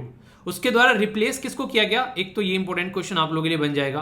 तो ड्रग्स एंड कॉस्मेटिक एक्ट 1940 को रिप्लेस कर ये नया बिल अभी यहाँ पर जो कि लोकसभा में यहाँ पर ये नया बिल रखा गया, ठीक है। तो इससे क्या होगा, इसके कई सारे फायदे हैं। एक तो ऑनलाइन जो दवाइयां बेची जाती हैं अब तक उसके बारे में कोई प्रोविजन नहीं था, जो पुराना कानून था, ठीक है। इसी के साथ में कैसे क्लिनिकल ट्रायल, कैसे इन्वेस्टिगेशन होनी है उसके बारे में, क्या फाइन लगना है अगर कोई हरकतें करता है, किस तरीके से इन सब चीजों को, गलत तरीके से चीजों को जो हो रही है रोकना है, मेडिकल डिवाइस और इसी के साथ में टेक्निकल एडवाइजरी बोर्ड। ये एक नई चीज यहां पर निकल कर आई, टेक्निकल एडवाइजरी जो बोर्ड रहेगा मेडिकल के फील्ड में, जो कि आप लोग समझ सकते हैं। आप लोगों को याद होगा मैंने यहाँ पर एक छोटी सी कहानी भी आप लोगों को सुनाई थी यहाँ पर स्टेंट के बारे में। तो यानी कि एक तरीके से जो छोटा सा ये प्रोडक्ट है बाहर से हम लोग खरीदा करते थे, 60-70-80 हज़ार रुपए का आया करता था। तो एपीजे अब्दुल कलाम सर के द्वारा एक पर्टिकुलर साइंटिस्ट डॉक्टर के साथ मिलकर काम किया गया और अपने ही देश में इनको बनाना स्टार्ट किया गया। उस पर्टिकुलर स्टेंट का नाम एपीजे अब्दुल कलाम सर के नाम पर, उस डॉक्टर के नाम पर था। तो उनका दोनों का नाम आप लोगों को बताना है, मतलब डॉक्टर का नाम तो आप लोगों को बताना है एपीजे अब्दुल कलाम सर के साथ में मिलकर। तो इसका नाम क्या है डॉक्टर का, ये आप लोग बताइए। उस स्टेंट का नाम इनके नाम पर रखा गया और वो स्टेंट ऐसी है 2 से लेकर 10-15 हज़ार तक की मिल जाती है, जो कि पहले 80-90 हज़ार तक की मिला करती थी। तो ये एक रिसेंटली काफी ज्यादा अभी जो न्यूज में आई ये चीजें, जो कि आप लोग समझ सकते हैं। क्वेश्चन में कंफ्यूजन नहीं होना चाहिए, ठीक है। ये एक छोटी सी इंफॉर्मेशन है जो कि आप लोग यहाँ पर याद रखते हैं। ट्राइबल कम्युनिटी जो हिमाचल प्रदेश के अंदर में है, ट्रांस, गिरी और इसी के साथ में हैती, ये ट्राइबल कम्युनिटी है। ये चाह रही है रिसेंटली अभी कि यहाँ पर ये कम्युनिटी है, ये चाह रही है रिसेंटली अभी कि इनको ट्राइबल का स्टेटस मिले, ठीक है। तो ट्राइबल कम्युनिटी नहीं, ये कम्युनिटी चाह रही है कि इनको ट्राइबल का स्टेटस मिले और लगभग पॉपुलेशन 3 लाख है। तो इसकी वजह से यहाँ पर इनके द्वारा मांग की जा रही है और इनके द्वारा ये बोला जा रहा है कि एजुकेशन और इंप्लॉयमेंट की वजह से हम लोग काफी ज्यादा पिछड़े हुए हैं, हमको यहाँ पर फोकस देना चाहिए हमारे ऊपर यहाँ पर, तो उसके लिए यहाँ पर काम करना चाहिए। ये कम्युनिटी जो है एक तो एक गिरी रिवर और एक है टोन रिवर, ठीक है। तो गिरी और टोन्स रिवर जो एक ट्रिब्यूटरी है किसकी, याद रखिएगा यमुना की ट्रिब्यूटरी है, इसके पास में यहाँ पर ये पाई जाती है। तो इसके द्वारा यहाँ पर गुहार लगाई गई और ये न्यूज हिमाचल प्रदेश से निकल कर आई। तो अगर स्टेट पीसेस की भी आप लोग तैयारी कर रहे हैं तो वो भी आप लोग याद जरूर रखिएगा। कुछ इन्फॉर्मेशन ट्राइबल कम्युनिटी के बारे में याद रखिएगा। 2011 के सेंसस के हिसाब से बात करें तो मोटे मोटे तौर पर लगभग 8.5% ट्राइबल कम्युनिटी है, ठीक है, जिसमें से गांव में मैक्सिमम रहती है, शहरों में काफी कम रहती है। और इसमें भी अगर आप लोग बात करते हैं तो संख्या ट्राइबल कम्युनिटी की, अगर नॉर्मल कम्युनिटी के हिसाब से आप लोग बात करते हैं तो यहां पर बात की जा रही है कि जो पॉपुलेशन ग्रोथ हुआ है ट्राइबल कम्युनिटी का 2001 से लेकर 11 तक वो 23% है, जबकि नॉर्मल पॉपुलेशन जो है वो लगभग 17% बढ़ा है। सेक्स रेशियो ट्राइबल कम्युनिटी का अच्छा है एज कम्पेयर टू नॉर्मल लोगों के बारे में आप लोग बात करें तो ये कुछ बेसिक इन्फॉर्मेशन है जो कि याद रखिएगा। और कुछ छोटी छोटी इन्फॉर्मेशन की सबसे ज्यादा ट्राइबल कम्युनिटी कहां पर पाई जाती है, तो ये क्वेश्चन आप लोगों से बन सकता है, कहां पर सबसे ज्यादा एक तरीके से हाईएस्ट कॉन्सेंट्रेशन है ट्राइबल कम्युनिटी का। तो ये कुछ स्लाइड मैंने डाल दिए जो रेगुलर वीडियो के अंदर हम लोग डिस्कस करते हैं ना, तो छोटा सा एक इन्फॉर्मेशन ये मैंने यहाँ पर आप लोगों को प्रोवाइड करा दिया है। और एक और स्लाइड जो कि इंपॉर्टेंट है वो है पीवीटीज के बारे में, यानी कि पर्टिकुलरली वनरेबल जो ट्राइबल ग्रुप है। थोड़ी सी इन्फॉर्मेशन इसके बारे में आप लोग रख सकते हैं, क्योंकि एक ऐसा ग्रुप है जो ट्राइबल कम्युनिटी के अंदर ही और ज्यादा गरीब ग्रुप है, यानी कि जैसे एक तो गरीब हो गया, एक गरीबों से भी गरीब हो गया, तो ये ट्राइबल कम्युनिटी के अंदर एक ऐसी ट्राइबल कम्युनिटी जो कि काफी ज्यादा दिक्कत में रहती है। तो ये आज की डेट में अगर बात करें, इंडिया के द्वारा इसको डिक्लेयर किया गया था, पीवीटीज उस टाइम पर डिक्लेयर किया गया 52 ट्राइबल ग्रुप को। आज की डेट में यहां पर कितने हो चुके हैं, ये 75 हो चुके हैं। तो इसके लिए एक कमीशन बनाया गया हमारे देश में। क्या था कमीशन? कमीशन का नाम था यहाँ पर देबौर कमीशन। तो एक कमीशन बनाया गया, तो इस कमीशन को बोला कि यार बताओ कैसे लेकर चलना है। तो उनके द्वारा बोला गया कि यार इनको अलग से सपोर्ट करो ना, तुम ऐसे नहीं से क्लास में कोई ऐसा बच्चा है जो कि पढ़ने में काफी कमजोर है, तो यार उसको अलग से ट्यूशन दे दो थोड़ा सा, ठीक है, ताकि वो बच्चा भी इनके साथ में आ सके। तो ऐसा आप लोग समझ सकते हैं। सारे देश में नहीं फैले हुए हैं, ये काफी स्टेटमेंट इंपॉर्टेंट हो जाती है एग्जाम में। टोटल मिलाकर 18 स्टेट और एक यूनियन टेरिटरी में आप लोगों को नॉर्मली देखने को मिल जाती है, ठीक है। और एक एक्स्ट्रा इन्फॉर्मेशन आप लोगों के लिए स्लाइड में मिल जाएगी, जो नेशनल कमीशन के बारे में मैंने डाल दिया है यहाँ पर। अगर आप लोगों को पढ़ना होगा, यहाँ पर ये सारे स्टैटिक पोर्शन है जो कि आप लोगों का पॉलिटी के अंदर मैंने काफी डिटेल में कवर कर रखा है, ठीक है। तो यहाँ से भी कई बार क्वेश्चन पूछे जाते हैं आप लोगों के, तो स्लाइड में भी मैंने आप लोगों को प्रोवाइड करा दिया है ताकि आप लोगों को ज्यादा दिक्कत न हो, ठीक है। सड़कों पर घूमने वाले जो लोग होते हैं, सामान बेचते हैं, उनको हम लोग स्ट्रीट वेंडर बोलते हैं। तो स्ट्रीट वेंडर को फोकस देने के लिए हमारी कंट्री में स्वनिधि स्कीम यहाँ पर लेकर आई गई थी। तो उसी के चलते national association of street vendor के द्वारा जो यहाँ पर प्रोटेक्शन प्रोवाइड कराने की बात की जा रही है ऐसे लोगों के जो कि सड़कों पर अपना एक तरीके से सामान बेचते हैं और जिंदगी चलाते हैं। Street vendor protection livelihood regulation street vending जो एक्ट भी लेकर आया गया था 2014 में, पर वो ये कि प्रॉपर वे में इनको फायदा मिलना चाहिए, क्योंकि प्रॉपर वे में इनको ना तो कोई सोशल सिक्योरिटी स्कीम मिलती है, ना हेल्थ का कोई इंश्योरेंस आप लोगों को प्रॉपर देखने को मिलेगा। तो इसकी वजह से कोविड-19 की वजह से जब लॉकडाउन हुआ तो ये लग रहा था कि ये लोग तो भूखे मर जाएंगे, क्योंकि घर से बाहर निकलना बंद हो गया। तो इनके लिए अलग से सपोर्ट जो है वो गवर्नमेंट के द्वारा प्रोवाइड किया गया सेवा निधि स्कीम के तहत। तो ये काफी इंपॉर्टेंट न्यूज बनी थी उस टाइम पर भी। हल्का सा आइडिया उसके बारे में रख सकते हैं। एक पर्टिकुलर स्कीम है जिसका नाम है TIES, इसको बोलते हैं trade infrastructure for export scheme, यानी कि कैसे ट्रेड से रिलेटेड हम लोग ढांचागत विकास कर सकते हैं ताकि अपने एक्सपोर्ट यानी कि हम लोग जो सामान बेचते हैं उसको बढ़ाया जा सके। तो ये जो पर्टिकुलर अप्रूवल आप लोगों को देखने को मिल रहा है, तो 27 जो एक्सपोर्ट इंफ्रास्ट्रक्चर प्रोजेक्ट है वो यहाँ पर अभी TIS के तहत यहाँ पर 206 करोड़ रुपए इसको दिए गए। किसका काम है यहाँ पर TIS के लिए? यहाँ पर तो ministry of commerce and industry है। ये बेसिक पर्पज ये कि कैसे हम लोग अपना एक्सपोर्ट बढ़ा सकते हैं। सेंटर और स्टेट मिलकर काम कर रहे हैं। नॉर्मल केस में 50% फंडिंग सेंटर देगा, 50 स्टेट देगा, और नॉर्थ ईस्ट वाले एरिया में अगर बात आती है तो 80% जो है वो सेंटर देगा और 20% जो है वो स्टेट देगा। तो ये एक TIS के बारे में डायरेक्ट क्वेश्चन अगर बने एग्जाम में तो कंफ्यूजन नहीं रखना है, ओके। लोकसभा के द्वारा अभी एक बिल पास किया गया यहाँ पर जिसमें बात की गई कि डोपिंग जो होती है उसको कैसे कंट्रोल करके चलना है। यानी कल को चलकर कोई भी नशीले पदार्थ लेता हुआ पाया जाता है जिसकी वजह से कई सारे लोगों की एक तरीके से जान भी जाती है और गलत तरीके से यहाँ पर ये गेम में जीतते भी हैं, तो उसको रोकने की बात की जाती है।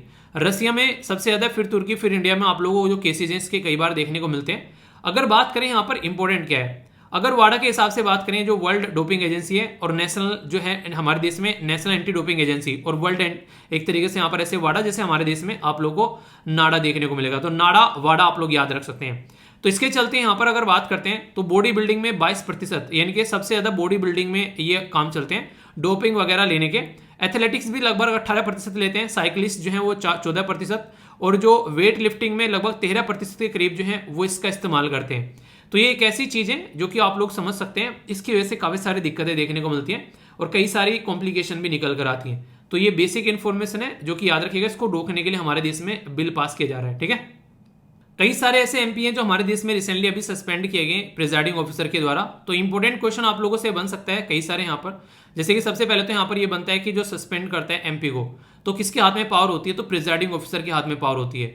अगर यहाँ पर सस्पेंड करना है तो प्रिजाइडिंग ऑफिसर रहता है लोकसभा में जो स्पीकर और राज्यसभा में जो रहता है वो चेयरमैन रहता है। तो रूल 74 एक चीज के साथ में 74A और यहाँ पर ये 373, ठीक है। तो 374, 373, 373 जो 373, 374, 374A ये आप लोगों को देखने को मिलेंगे, जिसके बेस पर यहाँ पर एक पर्टिकुलर पर्सन को जो है डिस्क्वालीफाई किया जा सकता है। पर लेकिन इंपॉर्टेंट मुद्दा यहाँ पर यह, डिस्क्वालीफाई अगर करना भी है तो उसको पर्टिकुलर यहाँ पर उस सेशन के लिए ही कर सकते हैं जिस सेशन में उसने बदतमीजी काटी है। यानी कि 3 सेशन होते हैं हमारी कंट्री में, बजट सेशन होता है, मॉनसून सेशन होता है और फिर विंटर सेशन होता है। तो सबसे बड़ा जो रहता है बजट सेशन, फिर आप लोगों को देखने को मिलता है मॉनसून सेशन और फिर सबसे छोटा विंटर सेशन। अगर किसी को बजट सेशन में बदतमीजी करते पाए गए और यहाँ पर जो स्पीकर साहब जो है उसने उनको डिस्क्वालीफाई कर दिया, तो यहाँ पर आप लोगों को ये देखने को मिलेगा कि आगे चलकर फिर वो मॉनसून सेशन में बैठ सकता है। ऐसा नहीं कि मॉनसून सेशन में भी डिस्क्वालीफाई रहेगा। क्यों बता रहा हूं? क्योंकि यहाँ पर पर्टिकुलर अगर बात करें तो आर्टिकल 122 जो है वो ये बोलता है कि पार्लियामेंट्री प्रोसीडिंग अगर चल रही है तो कोर्ट उसमें इंटरफियर नहीं करेगा। पर लेकिन महाराष्ट्र के अंदर ऐसा केस निकल कर आया जिसमें कोर्ट को जो है इंटरफियर करना पड़ गया। क्यों? क्योंकि यहाँ पर 1 साल के लिए डिस्क्वालीफाई कर दिया यहाँ पर जो कि मेंबर ऑफ लेजिस्लेटिव असेंबली थे वहां पर स्पीकर के द्वारा। तो मुद्दा यह है कि 1 साल तक कैसे डिस्क्वालीफाई किसी को किया जा सकता है। 1 साल तक अगर डिस्क्वालीफाई आप लोग कर रहे हैं तो यहाँ पर 6 महीने से ज्यादा तो कोई पर्टिकुलर सीट खाली नहीं रह सकती, वहां पर आप लोग को इलेक्शन कंडक्ट कराने पड़ते हैं। और अगर आप लोग इंसान को 1 साल तक बाहर रख रहे हैं तो उस एरिया के जो रिप्रेजेंटेटिव हैं उनको आप लोग जो असेंबली के अंदर रिप्रेजेंटेशन ही नहीं दे रहे हैं। तो कोर्ट में केस गया और कोर्ट ने बोला ये गलत है। 1 सेशन के लिए आप लोग बस उसको वहां पर क्या कर सकते हैं, जो 1 सेशन होता है बजट सेशन या फिर ये जो विंटर सेशन, 1 सेशन के लिए आप लोग वहां पर उसको डिस्क्वालीफाई कर सकते हैं। तो ये आर्टिकल काफी इंपॉर्टेंट हो जाता है और यहाँ पर ये कौन इसको डिस्क्वालीफाई करते हैं बेसिक इन्फॉर्मेशन है, कंफ्यूजन नहीं होना चाहिए, क्वेश्चन बन जाते हैं डायरेक्ट क्वेश्चन एग्जाम में बन सकता है। प्राइम मिनिस्टर मोदी साहब के द्वारा यहाँ पर जो हमारी कंट्री में IFSCA यानी कि इंटरनेशनल फाइनेंशियल सर्विस सेंटर जो अथॉरिटी है, जो कहां पर है, गिफ्ट सिटी कहां पर, गुजरात के अंदर में। तो यहां पर गांधीनगर के अंदर आप लोगों को चीजें देखने को मिलेगी। तो मुद्दा यहां पर यह प्राइम मिनिस्टर साहब के द्वारा अभी यहां पर जो देश का पहला जो आप लोग अगर बात करें, यहां पर ये क्वेश्चन डायरेक्ट बन सकता है, इंटरनेशनल बुलियन एक्सचेंज जो है वो आप लोग को यहां पर देखने को मिला। ठीक है, गुजरात के अंदर में देश का पहला है यहां पर ये, तो ये आप लोग समझ सकते हैं। जो गिफ्ट जो यहां पर बात करें अगर यहां पर गिफ्ट के बारे में, तो एक तरीके से ये गुजरात इंटरनेशनल फाइनेंशियल जो टेक सिटी है, तो सेंट्रल बिजनेस जो डिस्ट्रिक्ट है वो बिटवीन अहमदाबाद और गांधीनगर गुजरात के अंदर आप लोगों को देखने को मिलते हैं। और स्पेशल इकोनॉमिक जोन वाला एरिया भी यहाँ पर इसके चलते यहाँ पर आगे चलकर वो डेवलपमेंट आप लोगों को देखने को मिलेगा। तो कुछ बेसिक इन्फॉर्मेशन है, कम से कम इतना रखिएगा। और ये कुछ स्टैटिक इन्फॉर्मेशन आप लोगों के लिए डाल दी है जो कि एग्जाम में कई बार पूछी जाए। तो हल्का सा मैं देखिए पीपीटी में ना थोड़ी सी एक्स्ट्रा इन्फॉर्मेशन भी आप लोगों को प्रोवाइड करा देता हूँ, ताकि अगर कल को आप लोग खुद से पढ़ने बैठो तो भी आप लोगों को ज्यादा दिक्कत ना हो, थोड़ा सा रिवीजन भी अगर आप लोग करने बैठो। वरना इनको और छोटा छोटा मैं लगा सकता था, पर बेसिक पर्पज ये कि ताकि आप लोग जब खुद से भी पढ़ने बैठो, थोड़ा रिवीजन करने बैठो, तो चीजों को रिकॉल कर सको, आप लोगों को ये ना लगे यार ये कहां से आ गया। ठीक है, ये न्यूज काफी ज्यादा यहाँ पर वायरल भी हुई थी। यहाँ पर जब बात की गई थी गिग वर्कर के बारे में। गिग वर्कर कौन होता है? जैसे कि आज के दिन में जोमेटो वाले हो गए, उबर वाले हो गए, ओला वाले हो गए, ठीक है, स्विगी वाले हो गए, जो आप लोग की डिलीवरी सर्विस प्रोवाइड कराते हैं। तो गिग वर्कर की कैटेगरी में आप लोग बोल सकते हैं कॉन्ट्रैक्ट जो वर्कर भी आप लोग यहाँ पर बोल सकते हैं नॉर्मली। हालांकि ऐसा कॉन्ट्रैक्ट रहता नहीं है, अपनी मर्जी रहती है। जैसे आप लोग उबर या फिर ओला में ट्रेवल करोगे तो उनके द्वारा अपना अगर मोबाइल ऑन कर रखा है, ऐप ऑन कर रखा है, तो ठीक है, उनको सर्विस मिलती रहेगी। अगर बंद कर रखा है तो अपने हिसाब से एंजॉय कर सकते हैं। तो कोई ऐसा कॉन्ट्रैक्ट नहीं रहता है। ठीक है, पर फिर भी यहाँ पर इनकी सोशल सिक्योरिटी के बारे में बात की जाती है, इनकी हेल्थ के बारे में बात की जाए, थोड़ा सा अगर छुट्टी लेनी हो, कल को एक्सीडेंट हो जाए, तो नीति आयोग के द्वारा यहाँ पर रिकमेंडेशन दी गई इसके चलते यहाँ पर कि गिग वर्कर को कैसे लेकर चलना है। ठीक है, तो यहाँ पर 15 मिलियन के करीब फ्रीलांस वर्कर आप लोगों को देखने को मिलेंगे अलग अलग सेक्टर में। 90 जो मिलियन के करीब आज के दिन में बात करें पोटेंशियल है कि आने वाले टाइम में गिग वर्कर जो है हो सकते हैं। तो अगर इनके ऊपर फोकस नहीं करेंगे तो आने वाले टाइम में बहुत सारी दिक्कतें हमारे देश में देखने को मिलेगी। इसलिए बात की जा रही है कि गिग वर्कर के ऊपर हम लोग को फोकस देकर चलना है। ठीक है, तो उसी के चलते यहाँ पर हम लोग को प्रॉपर इनके लिए सोशल सिक्योरिटी स्कीम लेकर आनी है। जो भी यहाँ पर चीजें हैं, क्योंकि अलग अलग एरिया में कल को आएंगे, अभी तो यहाँ पर कुछ एरिया में है मैन्युफैक्चरिंग में, आगे आने वाले टाइम में टेक्नोलॉजी में, सर्विस में बहुत सारे लोग ऐसे आप लोगों को देखने को मिलेंगे। तो ये एक इंपॉर्टेंट फैक्ट आप लोग बोल सकते हैं। इंटरनेट शटडाउन जो है काफी बड़ा इशू रिसेंटली अभी देखने को मिला हमारे देश के अंदर में। बोला यह जा रहा है कि अगर इंटरनेट आप लोग एक जगह शट डाउन करते हैं तो उसकी वजह से कितना ह्यूज इंपैक्ट पड़ता है आज के टाइम पर, तो उसका अंदाजा भी लगाना मुश्किल है। क्यों? क्योंकि मान लीजिए इंटरनेट शट डाउन हो गया आज के डेट में, आप लोग दिल्ली एनसीआर या फिर कहीं पर आप लोग जैसे एक सिटी में रहते हैं, लखनऊ में रहते हैं, या फिर आप लोग दिल्ली, मुंबई, चेन्नई, अहमदाबाद, कहीं पर आप लोग रहते हैं गांधीनगर, या फिर कहीं पर किसी कैपिटल एरिया में आप लोग रहते हैं। तो इसका मतलब ये है कि वहां पर मैक्सिमम लोग जो हैं, कोई उबर यूज कर रहा है, कोई ओला, कोई जोमेटो, कोई इंटरनेट सर्विस यूज कर रहा है। बहुत सारी चीजें आज के डेट में देखने को मिलेगी जो कि इंटरनेट के ऊपर डिपेंडेंट होती है। ये लेक्चर आप लोग इंटरनेट से सुन रहे हैं तो बहुत सारे इशू निकल कर आ जाते हैं। तो इकोनॉमिक इंपैक्ट जो है वो लगभग 6000 करोड़ पर ईयर आप लोगों को देखने को मिलता है, जो कि खतरनाक है। सोशल इंपैक्ट जो है वो हेल्थ और एजुकेशन सेक्टर पर बहुत ज्यादा देखने को मिलता है। टेक्निकल जो इम्पैक्ट देखने को मिलेगा कई सारे आईटी सेक्टर पर। मैंने बताया था कि जब इंटरनेट बंद हुआ जम्मू एंड कश्मीर के अंदर, आईटी सेक्टर जो है वो ठप हो गया, तो कई सारे लोगों की वहाँ पर जॉब गई और आज के डेट में घरों में बैठ गए जाकर, ठीक है, क्योंकि जो इंटरनेट का मैक्सिमम टाइम शट डाउन रहता था। Impact governance, digital India, cashless India, ये सारी चीज़ें देखने को मिली। अभी यहाँ पर एक जजमेंट भी आया यहाँ पर, जिसका जजमेंट का जो पर्टिकुलर यहाँ पर था कि इंटरनेट एक्सेस जो है वो फंडामेंटल राइट है। तो ये इंटरेस्टिंग क्वेश्चन आप लोगों के लिए बन सकता है, ठीक है।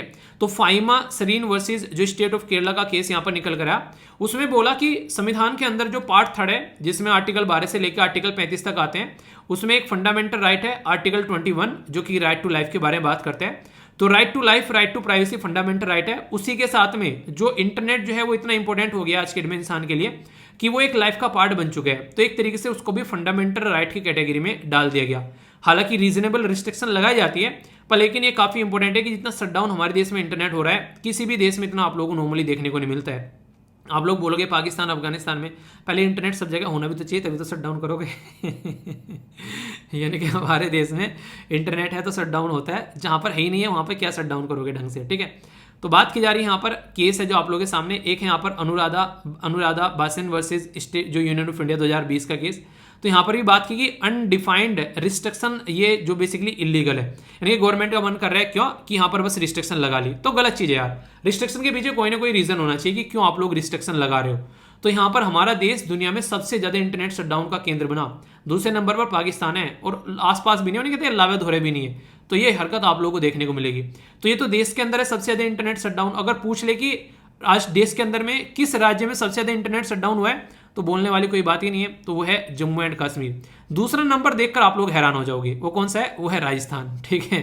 तो इससे आप लोग अंदाजा लगा सकते हैं। तीसरा नंबर उत्तर प्रदेश हो गया। तो यानी कि जहां पर सबसे ज्यादा इंटरनेट शटडाउन हुआ अब तक का, वो एरिया में आप लोगों को बता रहा हूं। तो बेसिक इन्फॉर्मेशन है, एक मोटा मोटा आइडिया आप लोगों को होना चाहिए।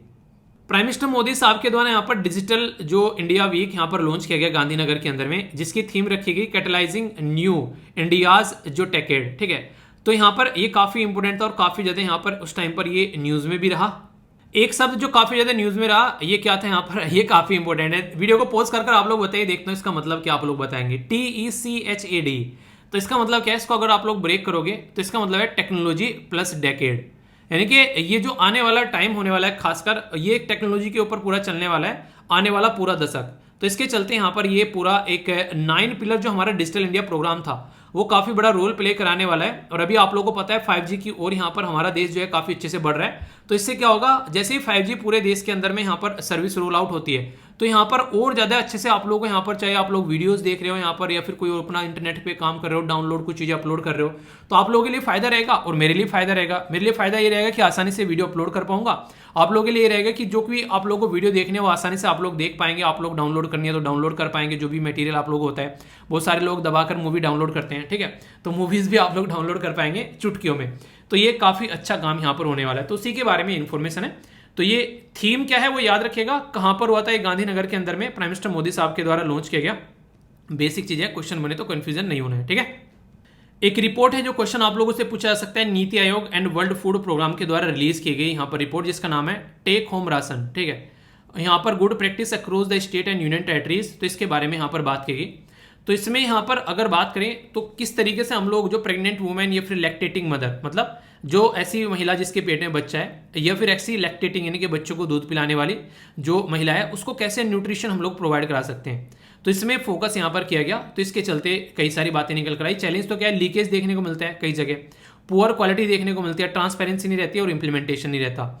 स्कीम क्या है, नेशनल हेल्थ मिशन है, पोषण अभियान, इसी के साथ में नेशनल न्यूट्रिशन जो स्ट्रेटजी है वो देखने को मिलेगी, और इंटीग्रेटेड चाइल्ड डेवलपमेंट स्कीम तो काफी इंपॉर्टेंट है, जो कि यहाँ पर फोकस प्रोवाइड कराती है। तो ये कुछ ऐसी स्कीम है जो कि आप लोग समझ सकते हैं, कल को कोई पूछे तो कंफ्यूजन आप लोगों को नहीं होना चाहिए। बाकी वर्ल्ड फूड प्रोग्राम के बारे में अगर आप लोगों से पूछ ले तो ये इंपॉर्टेंट है, क्योंकि इसको रिसेंटली अभी नोबेल पीस प्राइज दिया गया 2022 में। तो दुनिया में लोग भूखे नहीं रहने चाहिए, उसके ऊपर इसका फोकस रहता है। और 17 सस्टेनेबल डेवलपमेंट गोल में से जो दूसरा गोल है वो जीरो हंगर यानी कि भूखमरी को कैसे खत्म करना है उसके बारे में बात करते हैं। तो रोम के अंदर हेडक्वार्टर है, 1961 में इसको बनाया गया था। तो लोगों की हेल्प करने के लिए ऑर्गेनाइजेशन है। यूरोपियन यूनियन एक परमानेंट ऑब्जर्वर है इसका। तो ये एक बेसिक इंफॉर्मेशन जो कि आप लोग याद रख सकते हैं। कई सारे नशीले पदार्थ जो हैं वो आप लोगों को मार्केट में बेचते हुए नजर आएंगे कई सारे लोग। अभी यहाँ पर 7.40 करोड़ जो यहाँ पर 2022 में अभी यहाँ पर ये रिकवर किया गया, तो इसी के चलते यहाँ पर ये न्यूज़ में आया। तो याद रखिएगा, इसके लिए एक ऑपरेशन चला गया, नारकोटिक्स ड्रग्स एंड साइकोट्रोपिक्स जो सब्सटेंस है इसको रोकने के लिए यहाँ पर पूरी ड्राइव चली गई। तो ऑपरेशन नार्कोज इसका नाम दिया गया, ठीक है। तो ये काफी इंपॉर्टेंट है, ऑपरेशन नार्कोज। अगर आप लोगों से कोई पूछ ले क्या है, तो ये जो नशीले पदार्थ होते हैं उनको रोकने के लिए यहाँ पर ये ऑपरेशन चलाया गया था। बेसिकली यहाँ पर क्वेश्चन आप लोगों से बन सकता है, ठीक है।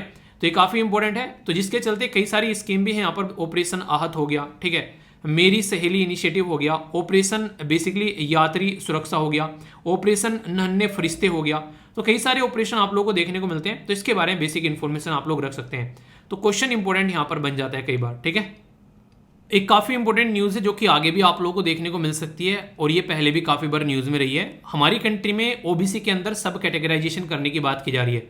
जैसे मैंने आप लोगों को पढ़ाया कई बार कि ट्राइबल कम्युनिटी के अंदर में यहाँ पर जो ऐसी ट्राइबल कम्युनिटी को ढूंढने की बात की जाती है जो कि काफी ज्यादा वनरेबल है, ठीक है, तो उसको क्या बोलते हैं, मैंने आप लोगों को पढ़ाया था, बताइए कमेंट बॉक्स में।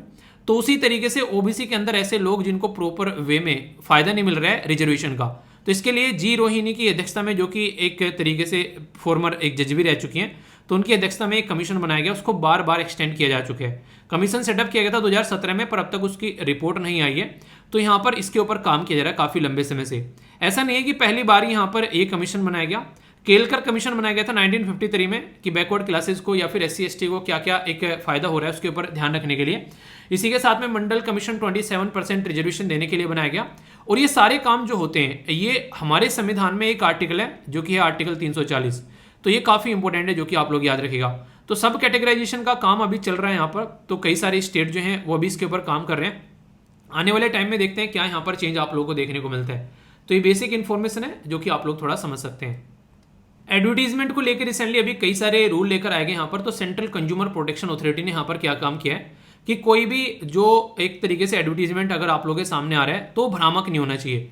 बता कुछ रहे हैं, काम कुछ रहे हैं। कई सारे लोग कहते हैं कि हाँ 1 मिनट में ये डिलीवर कर देंगे, तो ऐसे थोड़ा ना होता है यार, टाइम भी लगता है उसको। टाइम बच्चा पैदा करने में 9 महीने लगते हैं, कोई कहने लगे 4 महीने पैदा कर देंगे, तो वो गलत बात है। इसका मतलब ये कि कुछ गलत काम किया जा रहा है, ठीक है। तो इस तरीके से आप लोग समझ सकते हैं। तो ये अभी यहाँ पर हमारी कंट्री में जो कंज्यूमर अफेयर मिनिस्ट्री है उसने कोशिश की कि प्रॉपर एडवर्टीजमेंट को रेगुलेट किया जा सके और अनफेयर ट्रेड प्रैक्टिस जो होती है तो उसको रोका जा सके। कई बार आप लोगों ने देखा होगा, जैसे विमल पान मसाला, ये बोलते हैं हम तो पान मसाला बनाते हैं, अब बैकग्राउंड में जाकर आप लोग गुटखा बेच रहे हो, ठीक है। जैसे ही आप लोगों ने देखा, जैसे कि मालवीय था, वो क्या करता था, विजय माल्या, वो इंसान जो है वो कैलेंडर निकाला करता था जिसमें नग्न जो लड़कियां हैं उनकी तस्वीरें डाला करता था। रियलिटी में क्या है, बैकग्राउंड में अपना दारू का बिजनेस चला रहा है, बोल रहा है मैं तो कुछ नहीं कर रहा हूं, मैं तो किंगफिशर एयरलाइंस चला रहा हूं, पर लेकिन उसी के नाम पर तुम्हारी बोतलें बिक रही हैं बियर की और दारू की।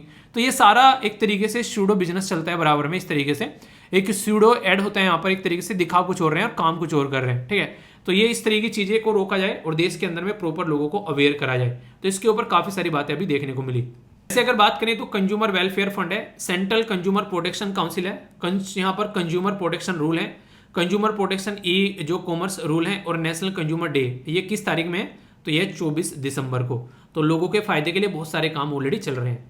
जानवरों की समिट के बारे में आप लोगों ने नहीं सुना होगा, इंसानों की समिट के बारे में तो आप लोगों ने कई बार सुना होगा।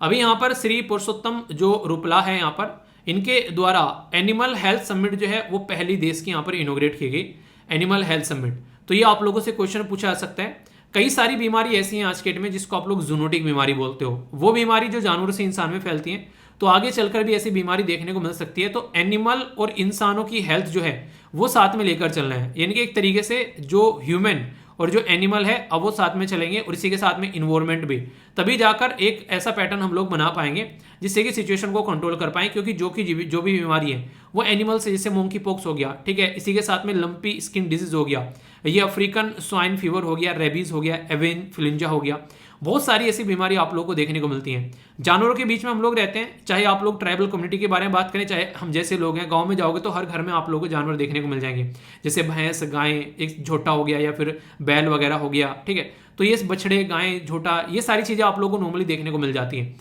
तो मुद्दा अभी क्या है, मुद्दा यहाँ पर यह कि जानवरों के बीच में रहते हुए भी हमको अपने आप को स्वस्थ रखना है, तो जानवरों की हेल्थ के बारे में भी हम लोगों को सोचना पड़ेगा। और यहीं से कॉन्सेप्ट निकल कर आया वन हेल्थ का, जो कि यहाँ पर वर्ल्ड जो हेल्थ ऑर्गेनाइजेशन के द्वारा भी आगे लेकर चले गए, जिसमें एनिमल की हेल्थ, इसी के साथ में ह्यूमन की हेल्थ और इन्वायरमेंट की हेल्थ, जब सारे आपस में मिलेंगे तब बनेगा वन हेल्थ सिस्टम। और इसी सिस्टम को आगे लेकर चलना है ताकि सिचुएशन को जो है वो सुधारा जा सके। तो ये बेसिक इन्फॉर्मेशन है जो कि आप लोगों के माइंड में कंफ्यूजन नहीं होना चाहिए, इसको आप लोगों को समझ के चलना है, ठीक है।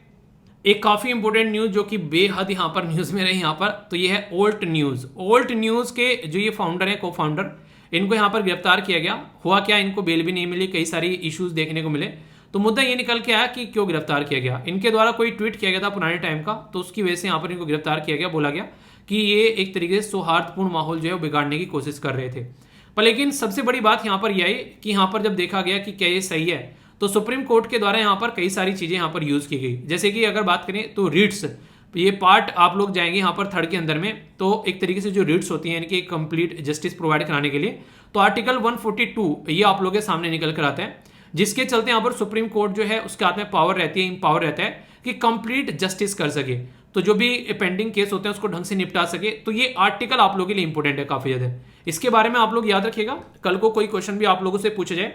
और अगर बात करूं आप लोगों से न्यूज के बारे में, तो एक काफी इंपॉर्टेंट क्वेश्चन आप लोगों से बनता है जब आर्टिकल 19 के बारे में आप लोग बात करते हैं। तो याद रखिएगा आर्टिकल 19 जो है उसके अंदर में जो फर्स्ट जो ए है उसके अंदर आप लोग यहाँ पर देखने को मिलते हैं, ये क्या होता है, ये होता है बेसिकली फ्रीडम ऑफ प्रेस के बारे में, ठीक है। तो ये कुछ बेसिक इंफॉर्मेशन है जो कि याद रखनी है। सुप्रीम कोर्ट के द्वारा बातें तो बहुत सारी बताई गई, पर कुछ बातें आप लोगों को याद भी रखनी है यहाँ पर। जैसे कि आर्टिकल 20 के बारे में बात करें तो protection in respect of conviction of the for the offence, यानी किसी पर्सन को गिरफ्तार कर ले तो एक बार ही गिरफ्तार कर सकते हैं एक पर्टिकुलर मुद्दे के ऊपर। उसको आप लोग ऐसा नहीं कि एक बार गिरफ्तार करने के बाद में सजा देने के बाद में फिर से सजा देनी है, तो वो भी नहीं होना चाहिए। यहाँ पर किसी पर्टिकुलर इंसान को फोर्स करेगी, तू एक्सेप्ट करेगी, तू ही एक तरीके से मुजरिम है, तो वो भी गलत है यहाँ पर। तो आर्टिकल जो 21 है वो राइट टू लाइफ और पर्सनल लिबर्टी के बारे में बात करता है, और आर्टिकल 22 जो है वो ग्रांट के बारे में बात करता है अगर किसी को अरेस्ट कर लिया गया। प्यूनिटिव भी डिटेंशन होता है, एक तरीके से प्रिवेंटिव होता है। प्यूनिटिव तो ये होता है कि एक इंसान को गिरफ्तार किया जा रहा है उसको हरकतें करने की वजह से, और प्रिवेंटिव ये होता है कि कल को वो कुछ हरकतें कर सकता है उससे पहले उसको गिरफ्तार कर लो। एक तरीके से प्यूनिटिव हो गया आप लोगों के लिए मेडिसिन, और जो प्रिवेंटिव हो गया वो हो गया वैक्सीन। वैक्सीन कब लगती है, बीमार होने से पहले, और जो मेडिसिन कब मिलती है, बीमार होने के बाद में। तो वैक्सीन और मेडिसिन में जो डिफरेंस है वही प्यूनेटिव और प्रिवेंटिव में आप लोगों को देखने को मिलेगा, ठीक है। तो याद रखिएगा प्रिवेंटिव का मतलब प्रिवेंट करना, तो वैक्सीन वाला काम यहाँ पर प्रिवेंट करता है, ठीक है। तो ये बेसिक इन्फॉर्मेशन है जो आप लोग समझ सकते हैं। ये इंटरेस्टिंग न्यूज मुझे लगी थी। आप लोगों ने देखा होगा अक्सर एक इंसान जो है उसको जिंदगी में कुछ मिल गया है, उसका पड़ोसी जो है उसको कुछ नहीं मिला है, जबकि दोनों साथ में रहते थे, तो उसको लगा यार ये कहाँ पहुंच गया, मैं कहाँ रह गया। तो एक चिड़न होती है, ये ह्यूमन टेंडेंसी है, दुश्मन नहीं है पर लेकिन फिर भी चिड़न इंसान को होती है। तो ये एक नेचुरल है, जो इससे ऊपर उठ जाता है वो वास्तव में ही अपनी जिंदगी में अच्छे काम पर फोकस कर पाता है।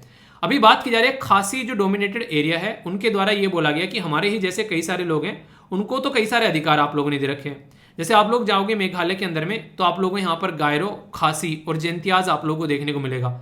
तो खासी के बारे में यहाँ पर बेसिकली बात की जा रही है। तो बोला ये जा रहा है कि खासी के द्वारा कि हमारे ही जैसे और कई सारे लोग हैं उनको प्रॉपर सारे अधिकार मिले हुए हैं, जबकि हमको अधिकार नहीं मिले। ट्राइबल कम्युनिटी के बारे में मैंने बेसिक चीजें आप लोगों को बताई थी। पॉपुलेशन वाइज महाराष्ट्र, मध्य प्रदेश, महाराष्ट्र, उड़ीसा, राजस्थान में सबसे ज्यादा देखने को मिलेगी, और परसेंटेज वाइज ये आप लोग को बेसिकली कहाँ पर, ये लक्षद्वीप, मिजोरम, नागालैंड, इनमें देखने को मिलेगी।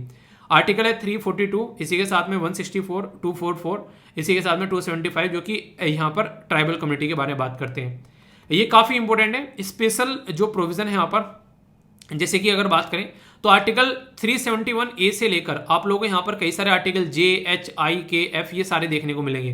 तो इनका बेसिक ये है कि किसी न किसी एरिया में कोई ना कोई स्पेशल प्रोविजन प्रोवाइड करा रखा है। तो ये बोलते हैं खासी वाले कि हमको भी ऐसे ही प्रोवाइड कराओ यार तुम, ठीक है। बहुत हो गया, इतने दिनों से हम लोग पूछ रहे हैं, तुम कुछ बता ही नहीं रहे हो, तो हमारे लिए भी कुछ ऐसा ही प्रोविजन आप लोगों को करना है। तो इसके चलते यहाँ पर ये प्रोटेस्ट देखने को मिला था, तो उसी के चलते न्यूज में आया था। तो मेघालय के अंदर से ये न्यूज निकल कर आई थी, ठीक है। सेंसस जो है वो काफी ज्यादा न्यूज में है और बार बार न्यूज में आता रहता है। तो सेंसस के बारे में जो बेसिक इन्फॉर्मेशन है एक ही स्लाइड में आप लोगों के सामने यहाँ पर आप लोगों को देखने को मिल जाती है। जैसे कि एंशिएंट और मेडिवल टाइम में भी सेंसस के बारे में ऋग्वेद में बात की गई है।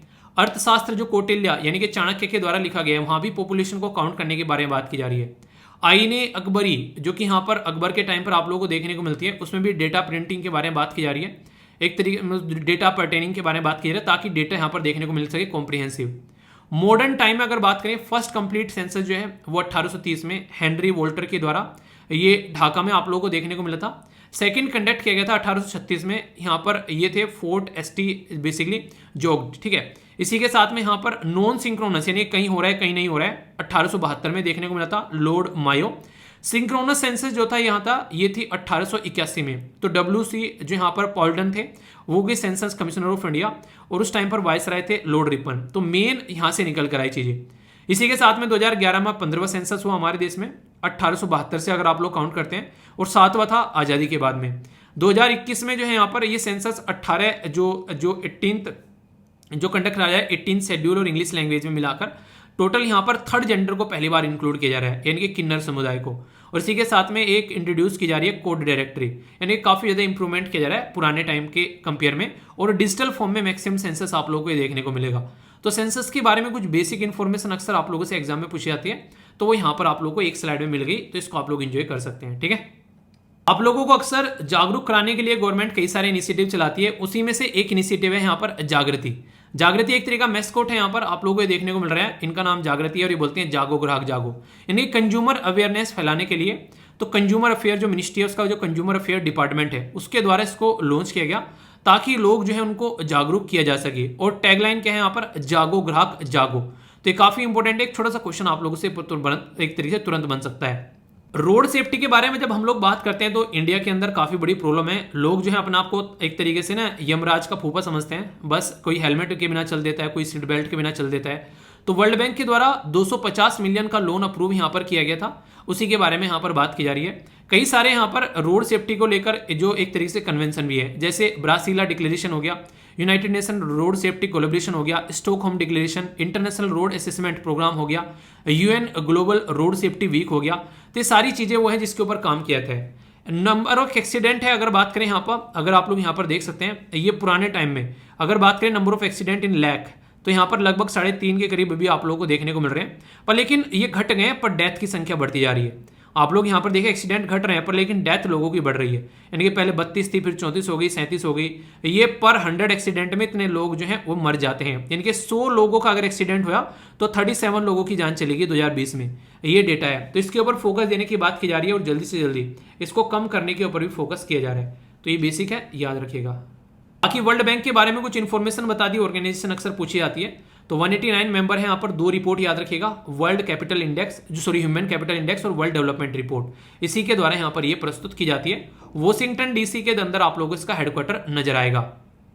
ये इंटरेस्टिंग भी है न्यूज और इंपॉर्टेंट भी है। आप लोगों को पता है देश के अंदर में जब यहाँ पर एक मुहिम चलाएगी हमारे देश के साइड से कि 1 सन 1 वर्ल्ड 1 ग्रिड, यानी कि एक सूरज होना चाहिए, जैसे कि एक सूरज होना चाहिए, क्या है बस एक सूरज है, एक वर्ल्ड है और एक ग्रिड है, यानी कि पूरी दुनिया को यहाँ पर कनेक्ट कर दो इसके साथ में यहाँ पर 1 सन 1 वर्ल्ड और 1 ग्रिड। यानी कि अगर मान लीजिए USA में सूरज निकल रहा है, इंडिया में सूरज नहीं निकल रहा है, तो इतने सोलर पैनल लगाओ वहां पर और फिर उसको केबल से कनेक्ट कर कर इंडिया के अंदर बिजली पहुंचा दो। अगर इंडिया के अंदर सूरज आ रहा है, USA के अंदर सूरज नहीं है, तो उस टाइम पर USA के अंदर पहुंचा दो। तो ये यहाँ पर काफी इंपॉर्टेंट था, जो कि UK के अंदर जब कॉन्फ्रेंस ऑफ पार्टी 26 हुई तो उस टाइम पर यहाँ पर इसको इंप्लीमेंट करने की बात की गई।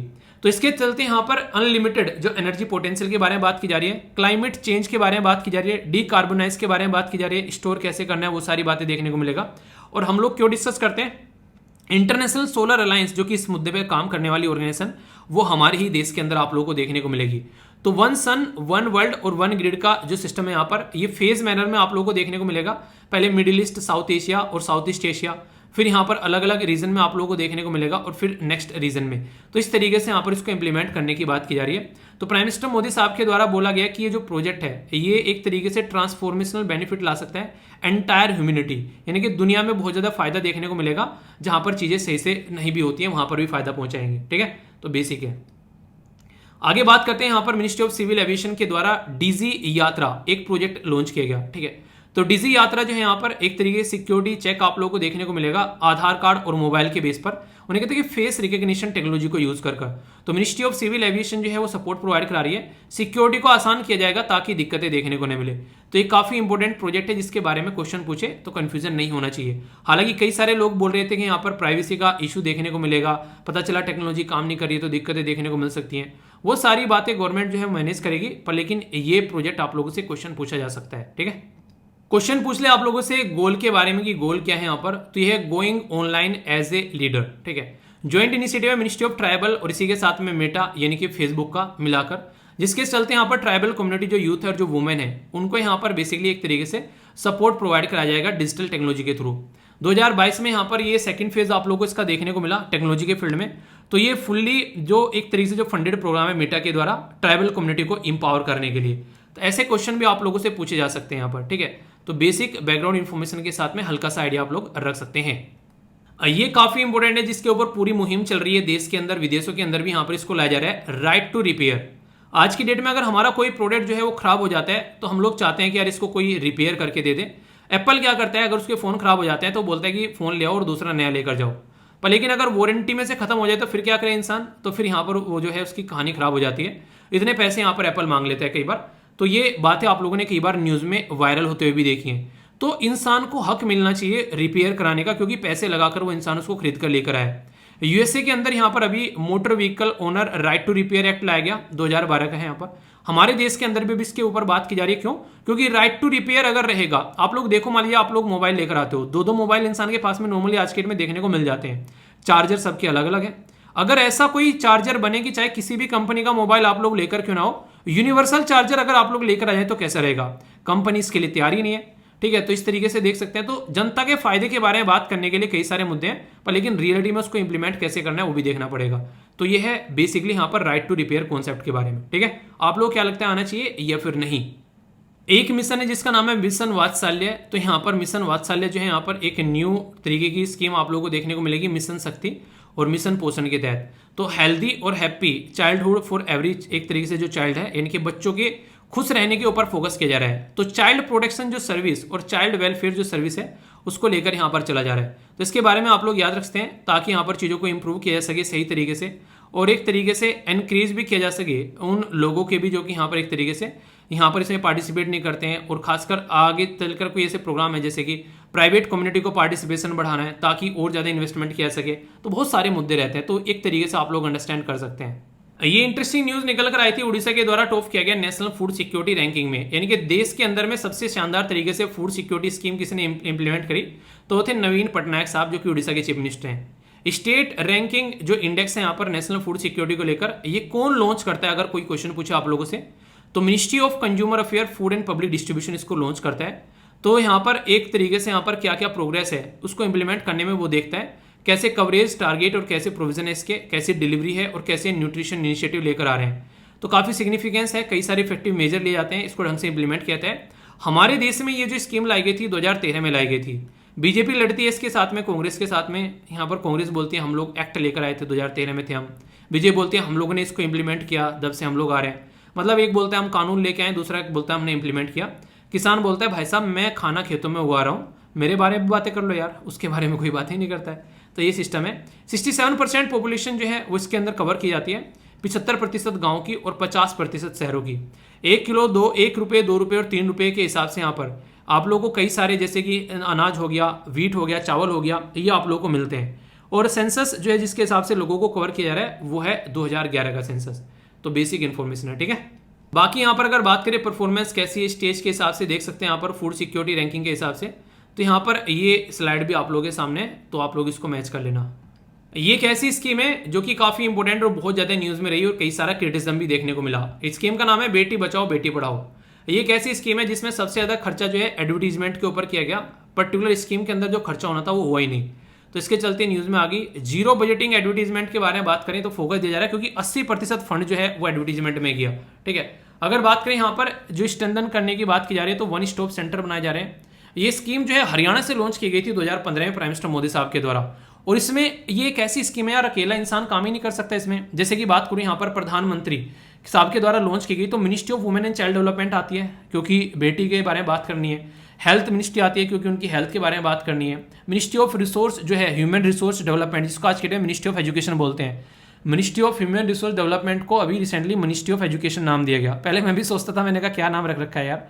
अभी यहाँ पर मोदी जी को लगा कि हाँ चलो सच अच्छी बात है, तो उन्होंने नाम चेंज कर दिया। वैसे सबसे पहले इसका नाम मिनिस्ट्री ऑफ एजुकेशन ही था। कौन से प्राइम मिनिस्टर थे जिन्होंने इसका नाम चेंज कर ministry of human resource and development किया था, ये बताइए। और फिर से मोदी जी ने इसका नाम चेंज कर दिया। ऑब्जेक्टिव ये कि गर्ल चाइल्ड जो है उनको प्रॉपर एजुकेशन मिल सके और उनको सपोर्ट मिल सके, और इसकी वजह से सेक्स रेशियो को भी बढ़ाने की बात की गई।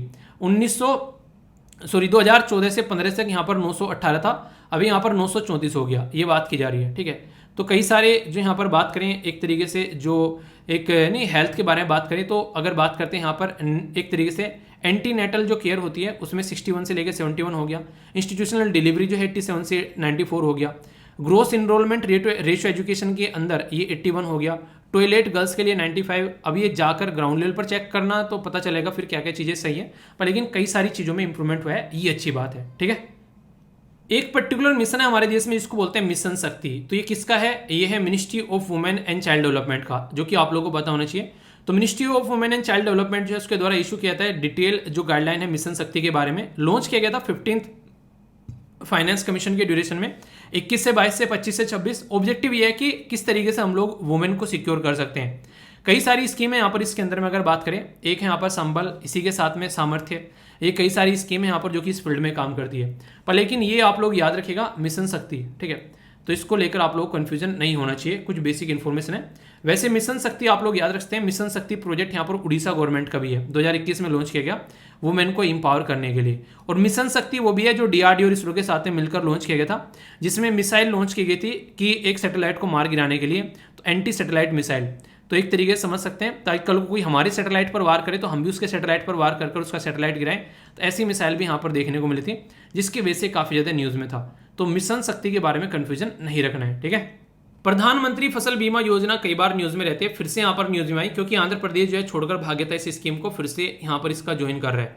तो प्रधानमंत्री फसल बीमा योजना यहाँ पर ये दोनों तरीके से फायदा पहुंचाती है, उगाने से पहले भी और उगाने के बाद भी। एक तो ये इंपॉर्टेंट याद रखिएगा, यूपीएससी यहाँ से क्वेश्चन पूछ चुकी है।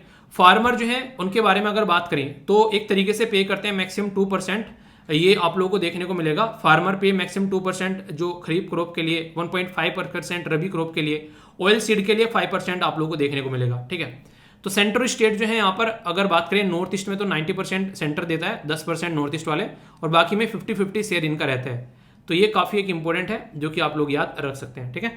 तो बेसिक इन्फॉर्मेशन है, पुरानी स्कीम है, क्वेश्चन बन जाया करते हैं कई बार। अभी रिसेंटली काफी ज्यादा न्यूज में था, ये माना जा रहा था कि लेप्रोसी की जो दवाई है वो प्राइवेट सेक्टर में यहाँ पर देखने को नहीं मिल रही है, उसकी वजह से यहाँ पर दिक्कतें होगी। लेप्रोसी को यहाँ पर हैंसन डिजीज के नाम से भी आप लोग जानते हैं, एक बैक्टीरिया है जिसको यहाँ पर माइकोबैक्टीरियम लेप्रे, इसका नाम आप लोग याद रखिएगा, इसकी वजह से देखने को यहाँ पर ये मिलती है। अभी हमारे अगर बात करें इस पर्टिकुलर डे से रिलेटेड महात्मा गांधी जी की भी याद की जाती है, क्योंकि लेप्रोसी के लिए उन्होंने बहुत बड़ी मुहिम चलाई देश के अंदर लेप्रोसी को खत्म करने के लिए, ठीक है। अगर बात करें यहाँ पर ट्रॉपिकल और सब ट्रॉपिकल जो एरिया में, इसके ऊपर काफी फोकस रहता है लेप्रोसी बीमारी का। और वर्ल्ड लेप्रोसी डे जो है वो लास्ट संडे रहता है जर्मनी जनवरी को मैं अक्सर जर्मनी बोल देता हूँ तो जनवरी के महीने में जो लास्ट आखिरी संडे रहता है तो वो रहता है। अब की बार आखिरी संडे क्या था जनवरी के महीने में, आप लोगों को बोलिए। नेशनल लेप्रोसी एरेडिकेशन प्रोग्राम भी हमारे देश में है, इसको रोकने के लिए काम किया गया और इसको टारगेट भी है कि हर डिस्ट्रिक्ट से खत्म करना है 2030 तक का। और सेंट्रली स्पॉन्सर्ड स्कीम यहाँ पर चलाई जाती है ताकि सेंट्रल स्टेट गवर्नमेंट मिलकर काम कर सके। क्यों? क्योंकि यूनियन जब यहाँ पर एक होता है यूनियन लिस्ट, एक होता है स्टेट लिस्ट और तीसरा होता है कॉन्करेंट लिस्ट 7वें शेड्यूल के अंदर में। तो लेप्रोसी को जो रखा गया वो स्टेट लिस्ट के अंदर रखा गया है। तो सेंटर और स्टेट मिलकर काम करते हैं, इसलिए स्कीम भी जो है वो सेंट्रली स्पॉन्सर्ड स्कीम आप लोगों को देखने को मिलेगी, ठीक है। तो बेसिक इन्फॉर्मेशन है। वैसे यहाँ पर एक स्लाइड एक्स्ट्रा ऐड कर दी गई कि लेप्रोसी को लेकर हमारे देश में क्या क्या मुहिम चलाई गई है आज तक का। तो ये एक छोटी सी इन्फॉर्मेशन है, अगर हल्का सा इस पर नजर मार सकते हैं तो मार लीजिएगा आप लोगों के पास में, ठीक है। ऑर्गेनाइजेशन के बारे में डाल दिया, वैसे वर्ल्ड हेल्थ ऑर्गेनाइजेशन के बारे में ये आप लोग कई बार देखने को मिलती है। तो इसके द्वारा जो रिपोर्ट है, world health report, world nutrition report, world vision report, ambient air pollution report और वर्ल्ड रिपोर्ट ऑन हियरिंग, ठीक है। तो ये कई सारी इसके द्वारा रिपोर्ट लाई जाती है। ये ऐसी ऑर्गेनाइजेशन है जो कि 7 अप्रैल को अपना वर्ल्ड हेल्थ डे सेलिब्रेट करती है और जनेवा स्विट्जरलैंड के अंदर हेडक्वार्टर, और बाकी लोकल इसके ऑफिस जो है वो इंडिया के अंदर भी है, साउथ ईस्ट एशिया के लिए, बाकी अफ्रीका, यूरोप, ईस्टर्न और यहाँ पर वेस्टर्न पैसिफिक और अमेरिका के अंदर। तो ये कुछ बेसिक इन्फॉर्मेशन है इसके बारे में, ठीक है। बात करते हैं यहाँ पर नैरोबी फ्लाइज के बारे में। नैरोबी फ्लाइज जो है वो अभी कई सारे यहाँ पर रीजन बनी लोगों को बीमारी के लिए, खासकर सिक्किम के अंदर में। तो इसके बारे में आप लोग याद रखिएगा, नैरोबी फ्लाइज यहाँ पर ये कीनिया से आती है। कीनिया की जो कैपिटल है नैरोबी। ड्रैगन बग्स के नाम से भी इसको जानते हैं और बिटल के नाम से भी इसको जाना जाता है। 2 तरीके की होती हैं, एक तो यहाँ पाइड्रस जो एक्समिन्स, दूसरा यहाँ पर पाइड्रस सेबियस, ठीक है। तो ये ईस्टर्न नेटिव अफ्रीका की है। कलर में आप लोग देखते हैं यहाँ पर ब्लैक एंड जो डार्क आप लोग बोल सकते हैं, क्या बोलेंगे इसको, ऑरेंज बोला गया बेसिकली यहाँ पर तो, पर लेकिन डार्क नहीं, थोड़ा सा डार्क ऑरेंज आप लोग बोल सकते हैं, ठीक है। तो ये एक तरीके से आप लोग देख सकते हैं कि जो बिटल्स हैं are attracted by the bright जो लाइट्स, तो यानी कि काफ़ी दबाकर काटती हुई है यहाँ पर। इसकी वजह से यहाँ पर इंडिया, जापान, इजराइल और प्रगवे में काफ़ी जगह यहाँ पर इसके इशू देखने को मिले। 1998 में यहाँ पर ये ईस्टर्न अफ्रीका के अंदर देखने को नॉर्मली मिली थी। तो क्वेश्चन कई बार बन जाया करते हैं छोटे मोटे, तो इसके बारे में याद रख सकते हैं।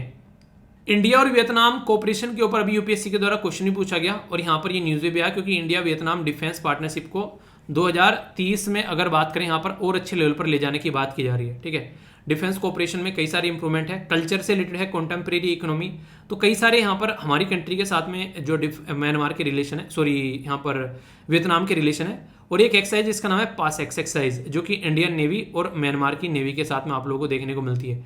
तो हालांकि ये सारी बेसिक चीजें हैं, पर लेकिन ऐसा नहीं कि बहुत फ्रीक्वेंटली ऐसे क्वेश्चन पूछे जाते हैं, रैंडमली क्वेश्चन होते हैं, रैंडमाइज क्वेश्चन आप लोग इनको बोल सकते हैं। ठीक है, कि म्यांमार के बारे में क्वेश्चन पूछते हैं, ऐसा तो नहीं कि हर बार म्यांमार के बारे में क्वेश्चन पूछेंगे, तो ये आप लोग अंडरस्टैंड कर सकते हैं। ठीक है, तो बेसिक इन्फॉर्मेशन है, कंफ्यूजन आप लोगों को नहीं होना चाहिए। रिसेंटली अभी G7 की मीटिंग आप लोगों को देखने को मिली, उसमें जो टारगेट रखा गया 600 बिलियन जो रुपये देने का टारगेट रखा गया, ताकि चाइना को यहाँ पर टैकल किया जा सके। तो नाम दिया गया एक प्रॉपर पार्टनरशिप का, जिसको बोला गया ग्लोबल इंफ्रास्ट्रक्चर, ये पार्टनरशिप फॉर ग्लोबल इंफ्रास्ट्रक्चर और इन्वेस्टमेंट, यानी कि एक तरीके से इसका PGII नाम यहाँ पर दिया गया। और बोला यह जा रहा है कि 600 बिलियन यहाँ पर दुनिया में खर्च किए जाएंगे। जैसे चाइना का बेल्ट एंड रोड इनिशिएटिव है, वो दुनिया भर में अपना दबदबा जमा रहा है, तो उसी को टैकल करने के लिए यहाँ पर G7 की मीटिंग अभी देखने को मिली। याद रखिएगा 48th मीटिंग थी G7 की, जो कि कहाँ पर हुई, ये जर्मनी के अंदर हुई, और प्राइम मिनिस्टर मोदी साहब को भी यहाँ पर इन्वाइट किया गया। तो यहाँ पर एक तरीके से चीज़ों को आगे लेकर कैसे चलना है, तो बोला जा रहा है मोदी जी के द्वारा यहाँ पर कि ग्लोबल इनिशिएटिव फॉर लाइफ, यानी कि लाइफ स्टाइल फॉर इन्वायरमेंट के ऊपर फोकस देना चाहिए। रसिया यूक्रेन वार के ऊपर बात की गई, और PGII सबसे इंपॉर्टेंट ये इनिशिएटिव था, जिसको पार्टनरशिप फॉर ग्लोबल इंफ्रास्ट्रक्चर और इन्वेस्टमेंट बोला गया। Climate change, digital connectivity, gender equality, health care, इनमें जो भी इन्वेस्टमेंट करना चाहते हैं पैसा यहाँ से निकल कर आएगा। तो ये ताकि यहाँ पर लो इनकम और मिडिल इनकम कंट्री जो कि चाइना के ऊपर डिपेंडेंट रहती है, चाइना के ऊपर डिपेंडेंसी इनकी कम हो सके और चीज़ों को अच्छे से लेके चला जा सके। ठीक है, बाकी ऐसी चीज़ें जो कि आप लोगों को पता ही है, बार बार इनको बताने कोई मतलब नहीं है को कौन कौन से देश हैं, तो स्लाइड में बता दिया है। G20, G8 और G7। G8 में रसिया था, पर यूक्रेन हड़प लिया 2014 के बाद में, इसको उन्हें कहते हैं कि लतिया के बाहर निकाल दिया G7 कंट्री ने। बाकी यहाँ पर G20 कंट्री के बारे में ऑलरेडी क्वेश्चन पूछा चुके हैं। ये है अपनी कंट्री, ये नहीं आप नीचे यहाँ पर ऐसे आप लोग बोल सकते हैं यहाँ पर। इसी के साथ में कुछ बेसिक इन्फॉर्मेशन जो कि पुराना है पर इंपॉर्टेंट है, जैसे UN champions of the earth 2018 का अवार्ड, तो यहाँ पर किसको मिला है, यहाँ पर ये प्राइम मिनिस्टर मोदी साहब को, और इसी के साथ में कोच्चिन इंटरनेशनल एयरपोर्ट को दिया गया इन्वायरमेंट को अच्छे से ध्यान में रखने के लिए। तो ये कुछ बेसिक चीजें हैं जो कि याद रखिएगा, क्वेश्चन कई बार एग्जाम में बन जाया करते हैं। ऐसे एक्स्ट्रा इन्फॉर्मेशन हर एक आर्टिकल के बाद में कुछ ना कुछ आप लोगों को मिल जाएगी। जैसे कि G7 के बारे में पूछ ले, तो 1975 में बनाया गया, जब हमारे देश में इमरजेंसी लगी हुई थी। इसी के साथ में ग्लोबल इकोनॉमी को कैसे लेकर चलना है, दुनिया के सबसे ज्यादा अमीर देश है यहाँ पर UK, Canada, France, Germany, Italy, Japan, USA। Asia का एक लौता देश है यहाँ पर, वो है जापान।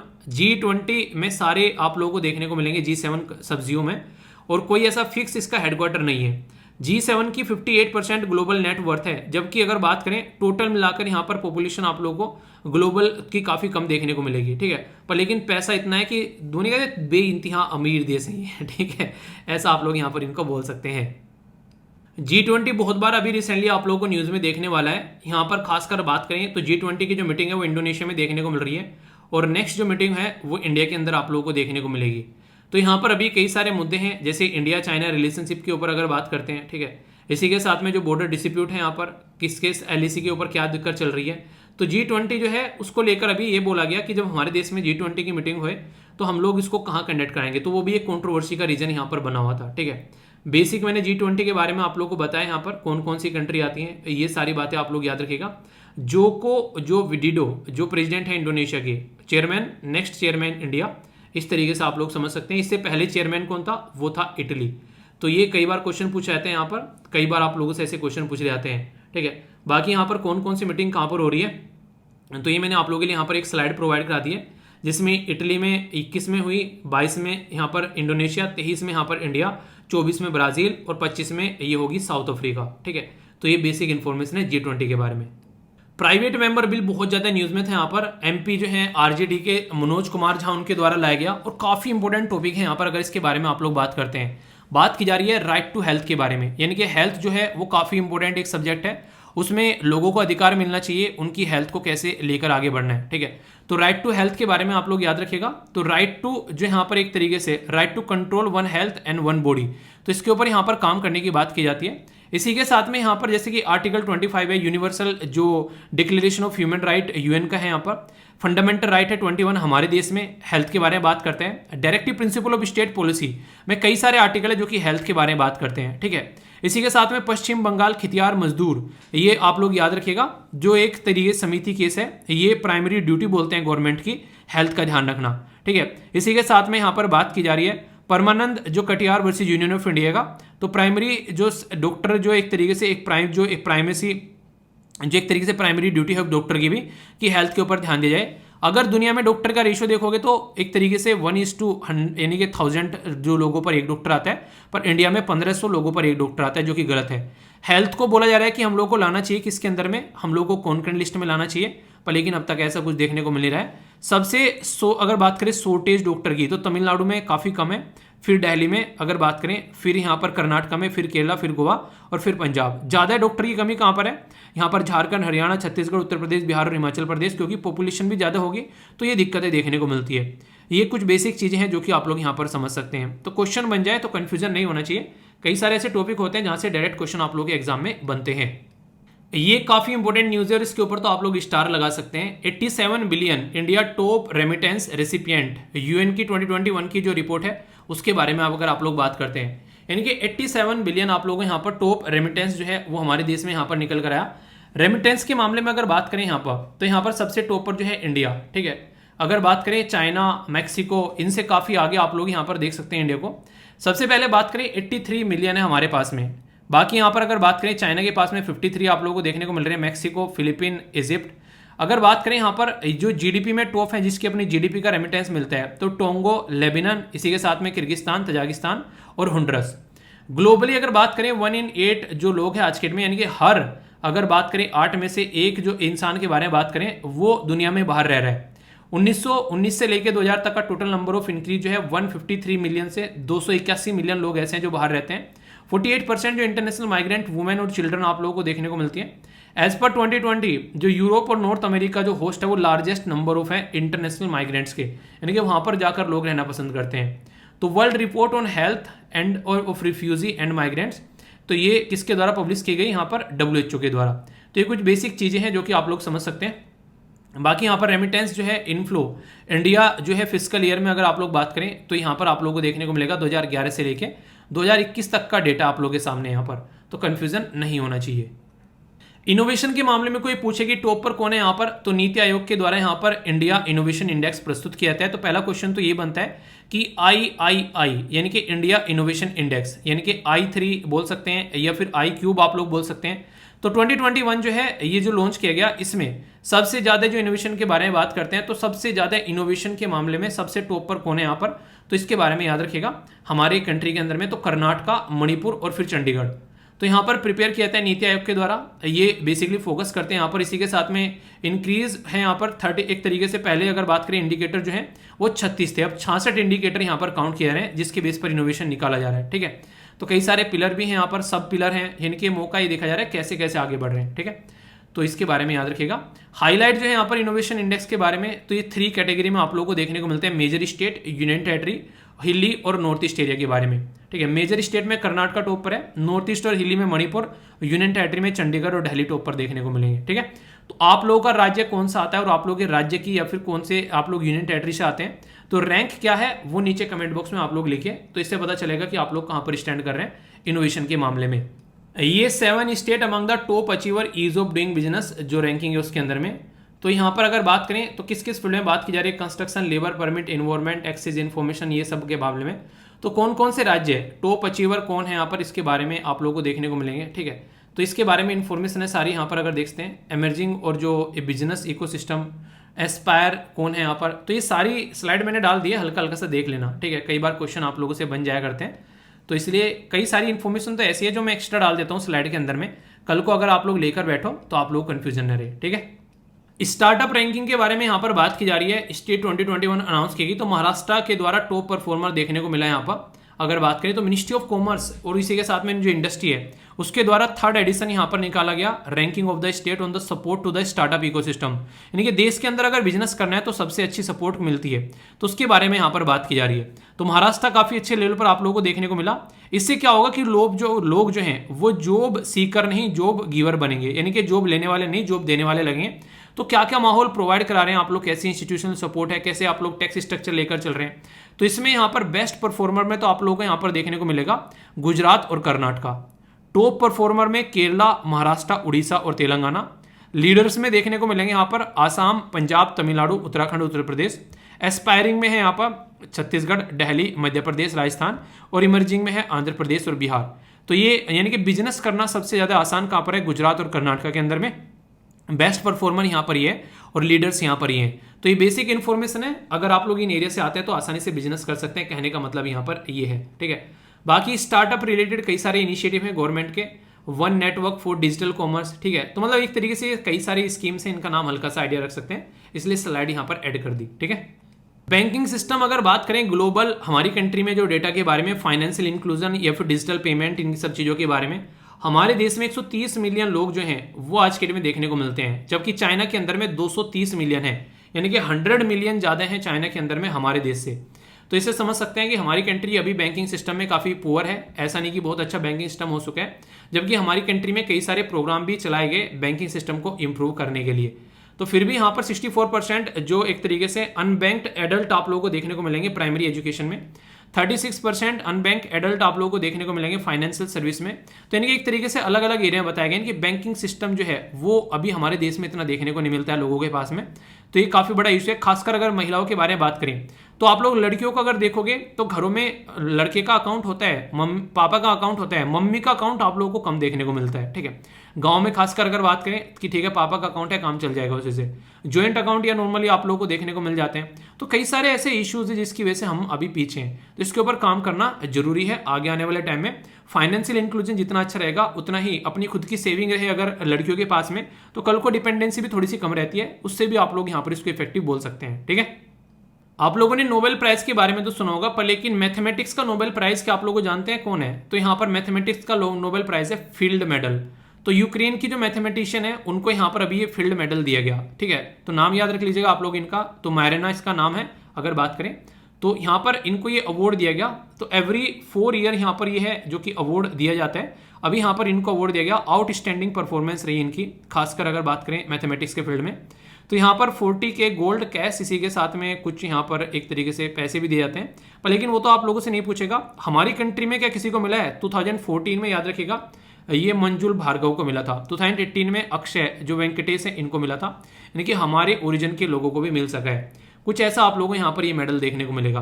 तो मैथमेटिक्स का नोबेल प्राइज इसको बोला जाता है। ठीक है, तो बेसिक इन्फॉर्मेशन है, याद रखिएगा। ये एक ऐसी न्यूज है जो कि सबसे ज्यादा यहाँ पर इसने सुर्खियां बटोरी। यूएन का पॉपुलेशन जो रिपोर्ट यहाँ पर जब सामने निकल कर आया तो उसमें क्या क्या पॉपुलेशन बढ़ने वाले किस किस देश की, तो याद रखिएगा। तो वर्ल्ड पॉपुलेशन प्रोस्पेक्ट जो है कौन प्रस्तुत करता है? तो यूनाइटेड नेशन उसको प्रस्तुत करता है, यानी कि यूएन। तो उसके द्वारा पब्लिश किया गया यहाँ पर ये, अभी ये 1951 से इसको प्रस्तुत कर रहे हैं। अभी इंडिया वर्ल्ड में मोस्ट पॉपुलस कंट्री हो जाएगी 2023 में। तो सबसे पहले तो इंपॉर्टेंट ये बात बोली यहाँ पर। वर्ल्ड पॉपुलेशन के बारे में बात करें तो ये क्रॉस करेगा 8 बिलियन लगभग 2022 मिड नवंबर के अंदर में। ग्लोबल पॉपुलेशन जो है वो यहाँ पर एक तरीके से स्लोएस्ट रेट में बढ़ रही है पहले के कंपेयर में। वर्ल्ड में 2 मोस्ट पॉपुलस जो रीजन है वो है ईस्टर्न और सदर्न ईस्टर्न रीजन, और सेंट्रल और सदर्न जो एशियन रीजन, जहां पर 29 और 26 आप लोगों को पॉपुलेशन देखने को मिलेगी। वर्ल्ड की जो पॉपुलेशन है 8.5 बिलियन 2030 में, 9.7 बिलियन 2050 में, और 10 बिलियन तो 2080 में देखने को मिलेगी। तो इसी के हिसाब से हम लोग को काम भी करना पड़ेगा आने वाले टाइम में। फिलहाल टाइम पे, प्रेजेंट टाइम पे 1990 से 2022 से और 2050 से जब कंपेयर करते हैं तो इंडिया जो है आप लोगों को वो टॉप पर नजर आएगा, चाइना को काफी पीछे छोड़ते हुए। यूएस से अपनी पोजीशन बरकरार रखेगा ऐसे कैसे ही। इंडोनेशिया जो है वो यहाँ पर आप लोगों को देखने को मिलेगा, यहाँ पे इंडोनेशिया को पीछे छोड़ के नाइजीरिया और फिर पाकिस्तान यहाँ पर आप लोगों को नजर आएगा। तो इनके पॉपुलेशन के मामले में पाकिस्तान जो है वो काफी आगे आने वाला है। पर लेकिन पाकिस्तान की खस्ता हालत ये है, वहां पर ढांचागत विकास कुछ नहीं, तो पाकिस्तान के अंदर तो बहुत इशू देखने को मिल सकते हैं अगर वहां पर पॉपुलेशन बढ़ती है आने वाले टाइम में। तो पॉपुलेशन के बारे में तो हम लोगों ने बात कर ली, पर एक मुद्दा भी यहाँ पर देखने को मिला। हमारे देश के अंदर में जो बुजुर्ग लोग हैं उनकी संख्या काफी ज्यादा बढ़ती जा रही है, ये बातें सामने निकल कर आई। यानी कि यूथ की पॉपुलेशन डिक्लाइन होती जा रही है और 2036 तक ये और ज्यादा डिक्लाइन होगी। 371 मिलियन से 345 मिलियन यहाँ पर होने वाली है। यानी कि सोचो अभी आप लोग जिस भी एज में हो, 2036 तक आप लोगों की एज क्या होगी, ठीक है। तो ये आप लोग यहाँ पर समझ सकते हैं। यानी कि अगर फिलहाल किसी इंसान की जो एज है वो 30 साल है, ठीक है, तो 2036 में अगर आप लोग बात करें तो इससे आप लोग अंदाजा लगा सकते हैं। तो कई सारे लोग जो उस टाइम पर आज के टाइम 50 साल हैं, 2036 में उनकी एज क्या होगी। तो इससे यहाँ पर केरला, तमिलनाडु, हिमाचल प्रदेश जो है उसमें सबसे ज्यादा जो पॉपुलेशन जो एक तरह बुजुर्ग लोग आप लोगों को देखने को मिलेंगे। यूपी, बिहार जो है यहाँ पर आप लोगों को यूथ हालांकि नजर आएंगे। यूपी, बिहार, महाराष्ट्र, मध्य प्रदेश, राजस्थान, ठीक है। तो यहाँ पर आप लोगों को देखने को मिलेगा over the half 52% of the country youth आप लोगों को यहाँ पर देखने को मिलेंगे। टोटल डेटा आप लोगों के सामने है। अभी आने वाले टाइम में ऐसे इश्यूज भी निकलकर सामने आएंगे। जैसे चाइना में, पहले चाइना में 1 चाइल्ड ने 2 चाइल्ड पॉलिसी, फिर 1 चाइल्ड पॉलिसी। तो कई सारे ऐसे मुद्दे आप लोगों को देखने को मिलते हैं। तो ये बेसिक इन्फॉर्मेशन है, कंफ्यूजन नहीं होना चाहिए, ठीक है। ये काफी इंपॉर्टेंट इंडेक्स है। इंडिया की जो रैंक है 135 देखने को मिली 146 जो ग्लोबल जेंडर गैप इंडेक्स के अंदर में। तो याद रखिएगा ग्लोबल जेंडर गैप जो इंडेक्स है, तो यहाँ पर सबसे इंपॉर्टेंट बात यहाँ पर यह है कि जेंडर पैरिटी को ध्यान में रखकर 4 क्राइटेरिया यहाँ पर है। यानी कि अपॉर्चुनिटी क्या है इकोनॉमी में, यानी कि जॉब वगैरह महिलाओं को कितनी मिलती है, एजुकेशन कितनी मिलती है, हेल्थ कितनी अच्छे से मिलती है, उनको मिलती है हेल्थ की फैसिलिटी, और पॉलिटिकल यानी कि कितनी वुमेन पॉलिटिशियन है। तो जब इनकी रैंकिंग यहाँ पर निकाली जाती है, ठीक है, तो 156 कंट्री थी यहाँ पर 2021 में। 2000 जो अगर 22 में बात करें तो 140 कंट्री है। कई सारी कंट्री में कई सारे रीजन की वजह से डेटा नहीं निकाल कर ला पाते हैं, ठीक है। तो ये इशू भी रहता है। जैसे अफगानिस्तान में कौन जाएगा चेक करने, ठीक है। तो कई सारे ऐसे इशू हैं, मतलब हालांकि निकाल लेते हैं कई बार, पर लेकिन एक प्रॉपर मोटा मोटा इन्फॉर्मेशन एक तरीके से आप लोग बोल सकते हैं।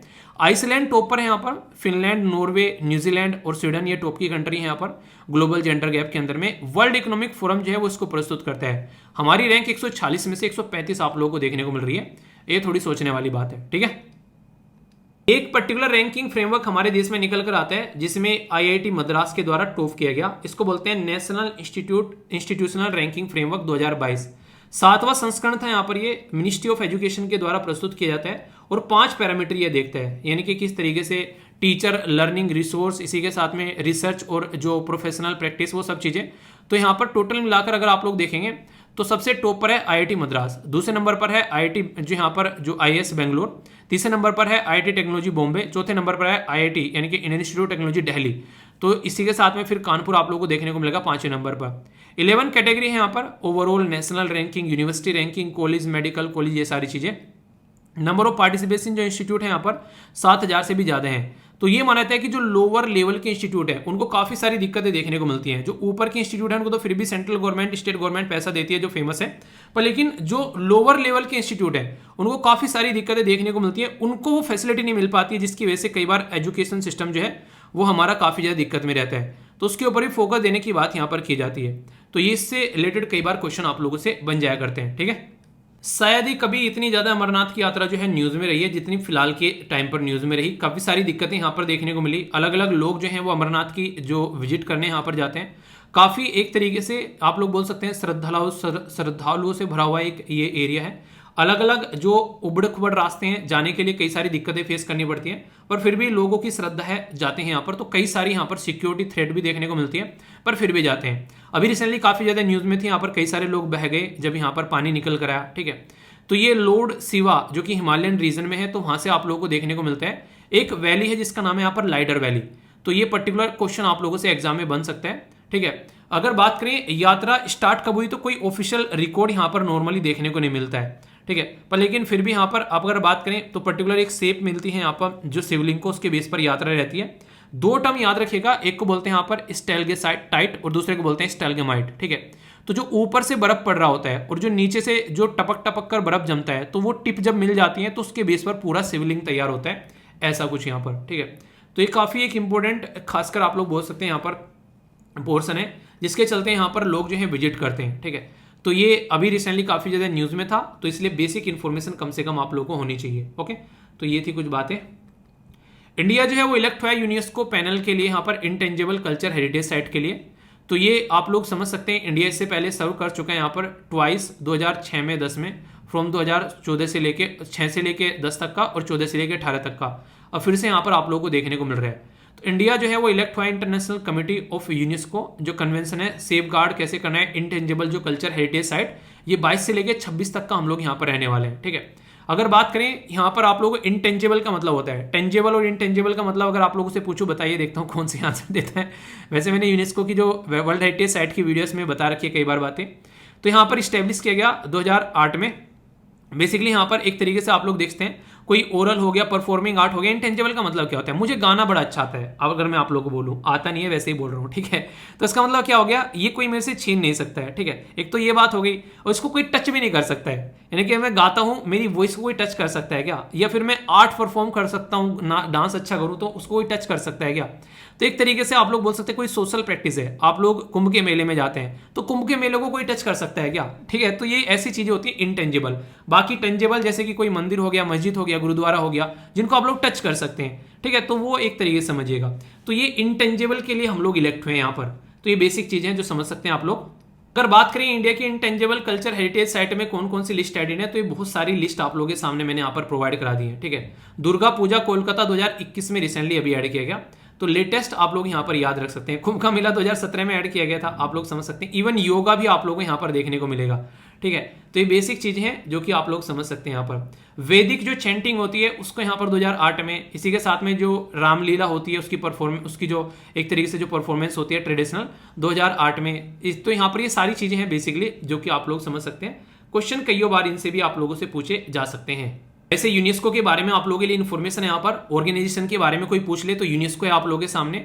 तो यूनाइटेड नेशन के बारे में यहाँ पर तो 1945 में यहाँ पर बनाया गया, साइंस एजुकेशन कल्चर पीस को प्रमोट करने के लिए। फ्रांस पेरिस में हेडक्वार्टर है। इसी के साथ में यहाँ पर आप लोगों को देखने को मिलेगा मोटो क्या है, building peace in the mind of man and women. ठीक है, यानी कि महिला और पुरुष के जो मन में शांति का भाव बढ़ाने के लिए यूनेस्को जो है यहाँ पर इसके जो एक तरीके से वैसे तो देखा जाए मेंबर सारे देखने को मिलेंगे, कुक आइलैंड, न्यू और पैलेस्टीन को छोड़। ठीक है, ये मेंबर जो है are not the UN member, वैसे सारे यूएन के मेंबर और यहाँ पर आप लोग इसके मेंबर नजर आएंगे। ठीक है, तो ये याद रखिएगा। दो रिपोर्ट है यहाँ पर, ग्लोबल एजुकेशन मॉनिटरिंग रिपोर्ट और जेंडर प्रायोरिटी जो इंडेक्स है।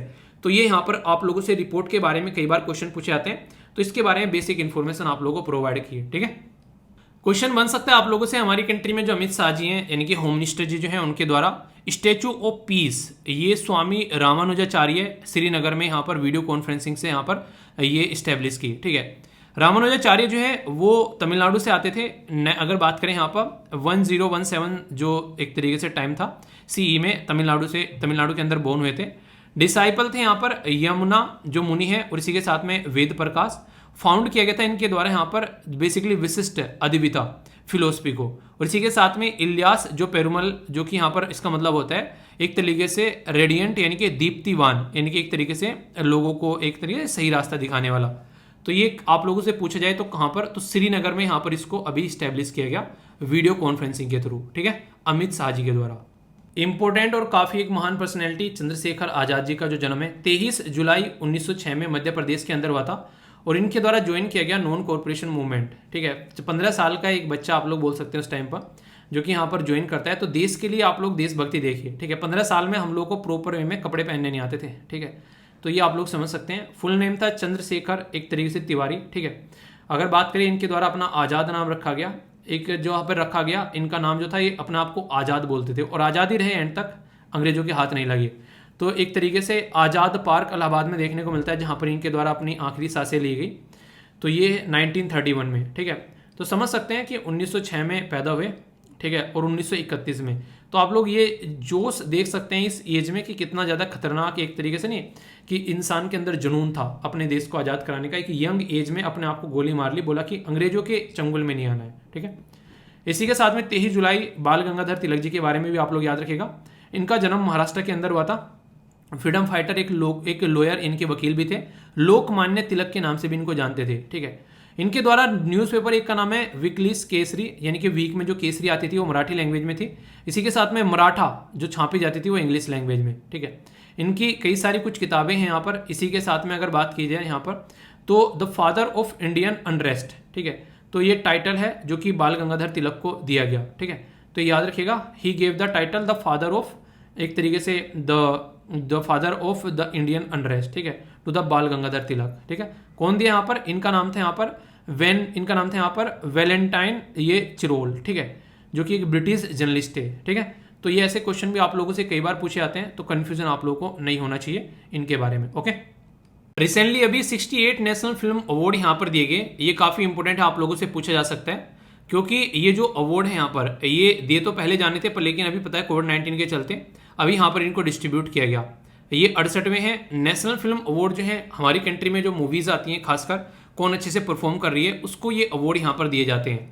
इसमें आप लोगों को यहाँ पर देखने को मिलेंगे बेस्ट एक्टर्स वगैरह, डायरेक्टर वगैरह, तो ये सारे अवार्ड की लिस्ट मैंने डाल दी यहाँ पर। स्पेशल जूरी अवार्ड या फिर नॉन फीचर अवार्ड, पर जो बेसिक इन्फॉर्मेशन है वो है कि 1954 में इनको स्टार्ट किया गया था, ठीक है। International film festival of India के साथ में यहाँ पर इंडियन अगर बात करें यहाँ पर पैनोरमा बाय द इंडियन जो गवर्नमेंट के द्वारा यहाँ पर ये आप लोगों को देखने को मिलता है 1973 से। फिर आगे चलकर ये फर्स्ट अवार्ड दिया गया था 1954 में, हालांकि तो विज्ञान जो भवन है दिल्ली के अंदर में प्रेजेंट किया था डायरेक्टरेट ऑफ फिल्म फेस्टिवल के द्वारा। इंपॉर्टेंट क्या है, मध्य प्रदेश में सबसे बेस्ट शूटिंग होती है, यानी कि वहां पर मोस्ट फ्रेंडली स्टेट है शूटिंग के लिए, और उत्तराखंड, ठीक है, मध्य प्रदेश और उत्तराखंड को, और यहाँ पर उत्तर प्रदेश को यहाँ पर सर्टिफिकेट मिला स्पेशल मेंशन, यानी कि हाँ हम भी अच्छा काम करते हैं, ऐसा आप लोग यहाँ पर बोल सकते हैं।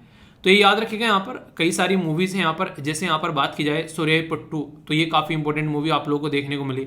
इंपॉर्टेंट पर्सनैलिटी के कई सारे के नाम है यहाँ पर, इतने सारे अवार्ड हैं, रटने नहीं है सारे, एक बार को गो थ्रू आप लोग हो जाने इनमें से, इसलिए सारी लिस्ट जो है वो यहाँ पर लगा दी है, ठीक है।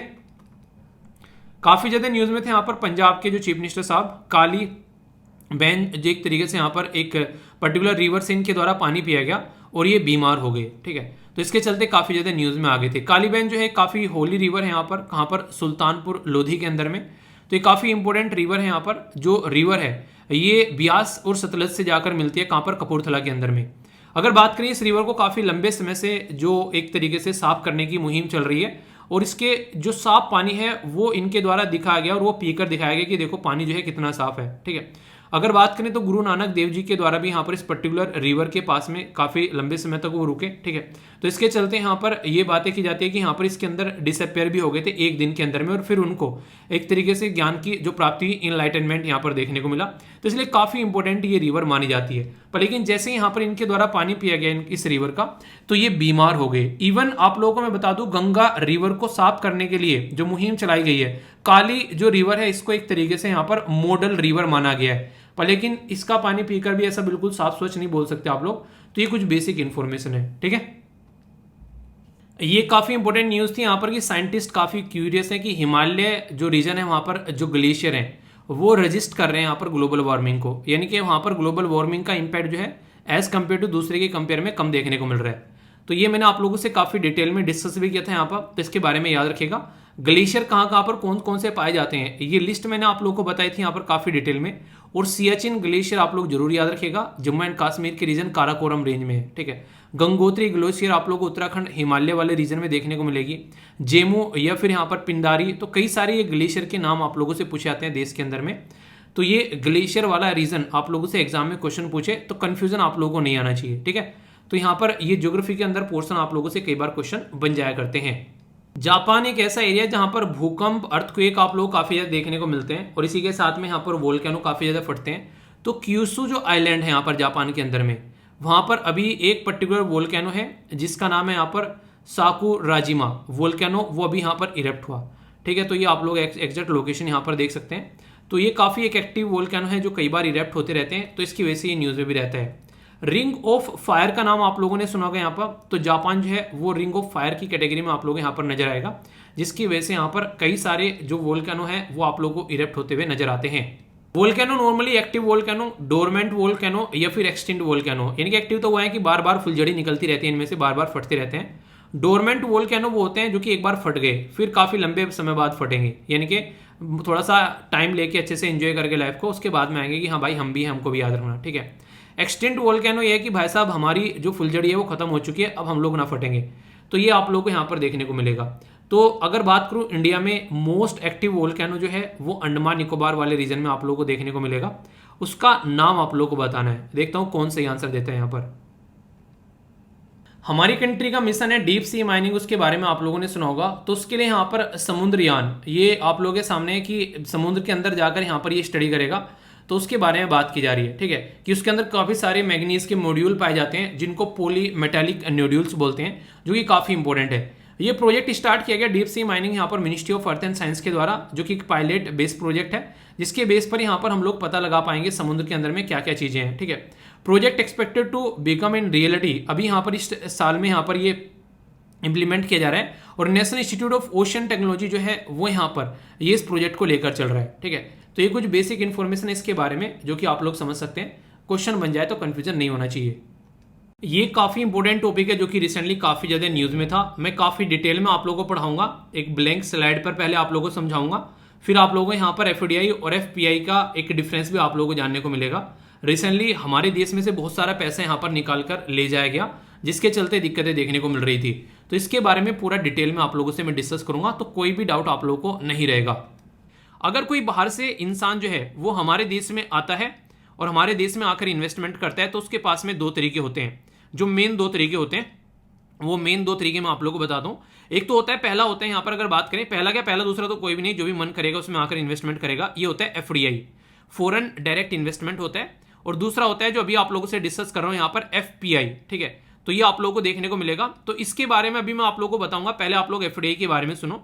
अगर कोई पर्टिकुलर पर्सन हमारे देश में आकर इन्वेस्टमेंट करना चाहता है तो वो कैसे करता है, वो आके हमारी कंट्री में जो कंपनी है उसमें प्रॉपर आके शेयर खरीदता है, एक तरीके से ऐसा बोल सकते हैं आप लोग यहाँ पर। एक तरीके से वो यहाँ पर जॉब क्रिएट करता है काफी लार्ज स्केल पर। और इसके लिए मैं आप लोगों को थोड़ा सा डिफरेंट से भी अगर समझाना चाहूँ तो काफी अच्छे से आप लोग यहाँ पर समझ पाएंगे। जैसे कि यहाँ पर आप लोग समझ सकते हैं, ये स्लाइड देखिएगा, कल को कोई भी कंफ्यूजन आप लोगों के माइंड में नहीं आएगा जब आप लोग एक बार इसको समझ लोगे अच्छे से। एक साइड में हो गया एफडीआई, इसको बोलते हैं फॉरेन डायरेक्ट इन्वेस्टमेंट, एक साइड में हो गया एफपीआई, इसको बोलते हैं फॉरेन पोर्टफोलियो इन्वेस्टमेंट। सबसे पहले तो बात यह है कि अगर कोई इंसान आएगा, मान लीजिए आप लोगों ने कोई कंपनी खोली और बाहर से आकर कोई कह रहा है कि आप लोगों की कंपनी के 5% शेयर मुझे चाहिए, तो इसका मतलब ये होगा कि वो आप लोगों की कंपनी में मालिक बनना चाहता है, यानी कि आप लोगों की कंपनी में इन्वेस्टमेंट करना चाहते हैं। आप लोगों ने देखा होगा कई सारी कंपनी जो है अपने शेयर बेचती हैं। अभी यहाँ पर हम लोगों ने क्या किया था, कुछ दिनों पहले आप लोगों को याद होगा, हम लोगों ने मार्केट में एलआईसी के शेयर निकाले थे। तो अगर कोई भी उसके शेयर आकर खरीदता है तो उसका मालिकाना हक रखता है उस कंपनी का। तो यहां पर ये क्या करते हैं, मालिकाना हक रखते हैं। तो लॉन्ग टर्म के लिए आएंगे, ऐसा तो है नहीं कि आज आए और कल निकल गए, क्योंकि कंपनी में इन्वेस्टमेंट यहां पर कर रहे हैं। पर लेकिन इनका क्या रहता है, शॉर्ट टर्म रहता है, आज लगाए कल निकाल कर ले गए। तो काफी एक तरीके से प्रॉफिट के बेस पर काम करते हैं। अगर इनको यहां की जगह कहीं और प्रॉफिट मिलता है तो तुरंत वहां पर भाग जाएंगी। तो ये मुद्दा आप लोगों को देखने को मिलेगा।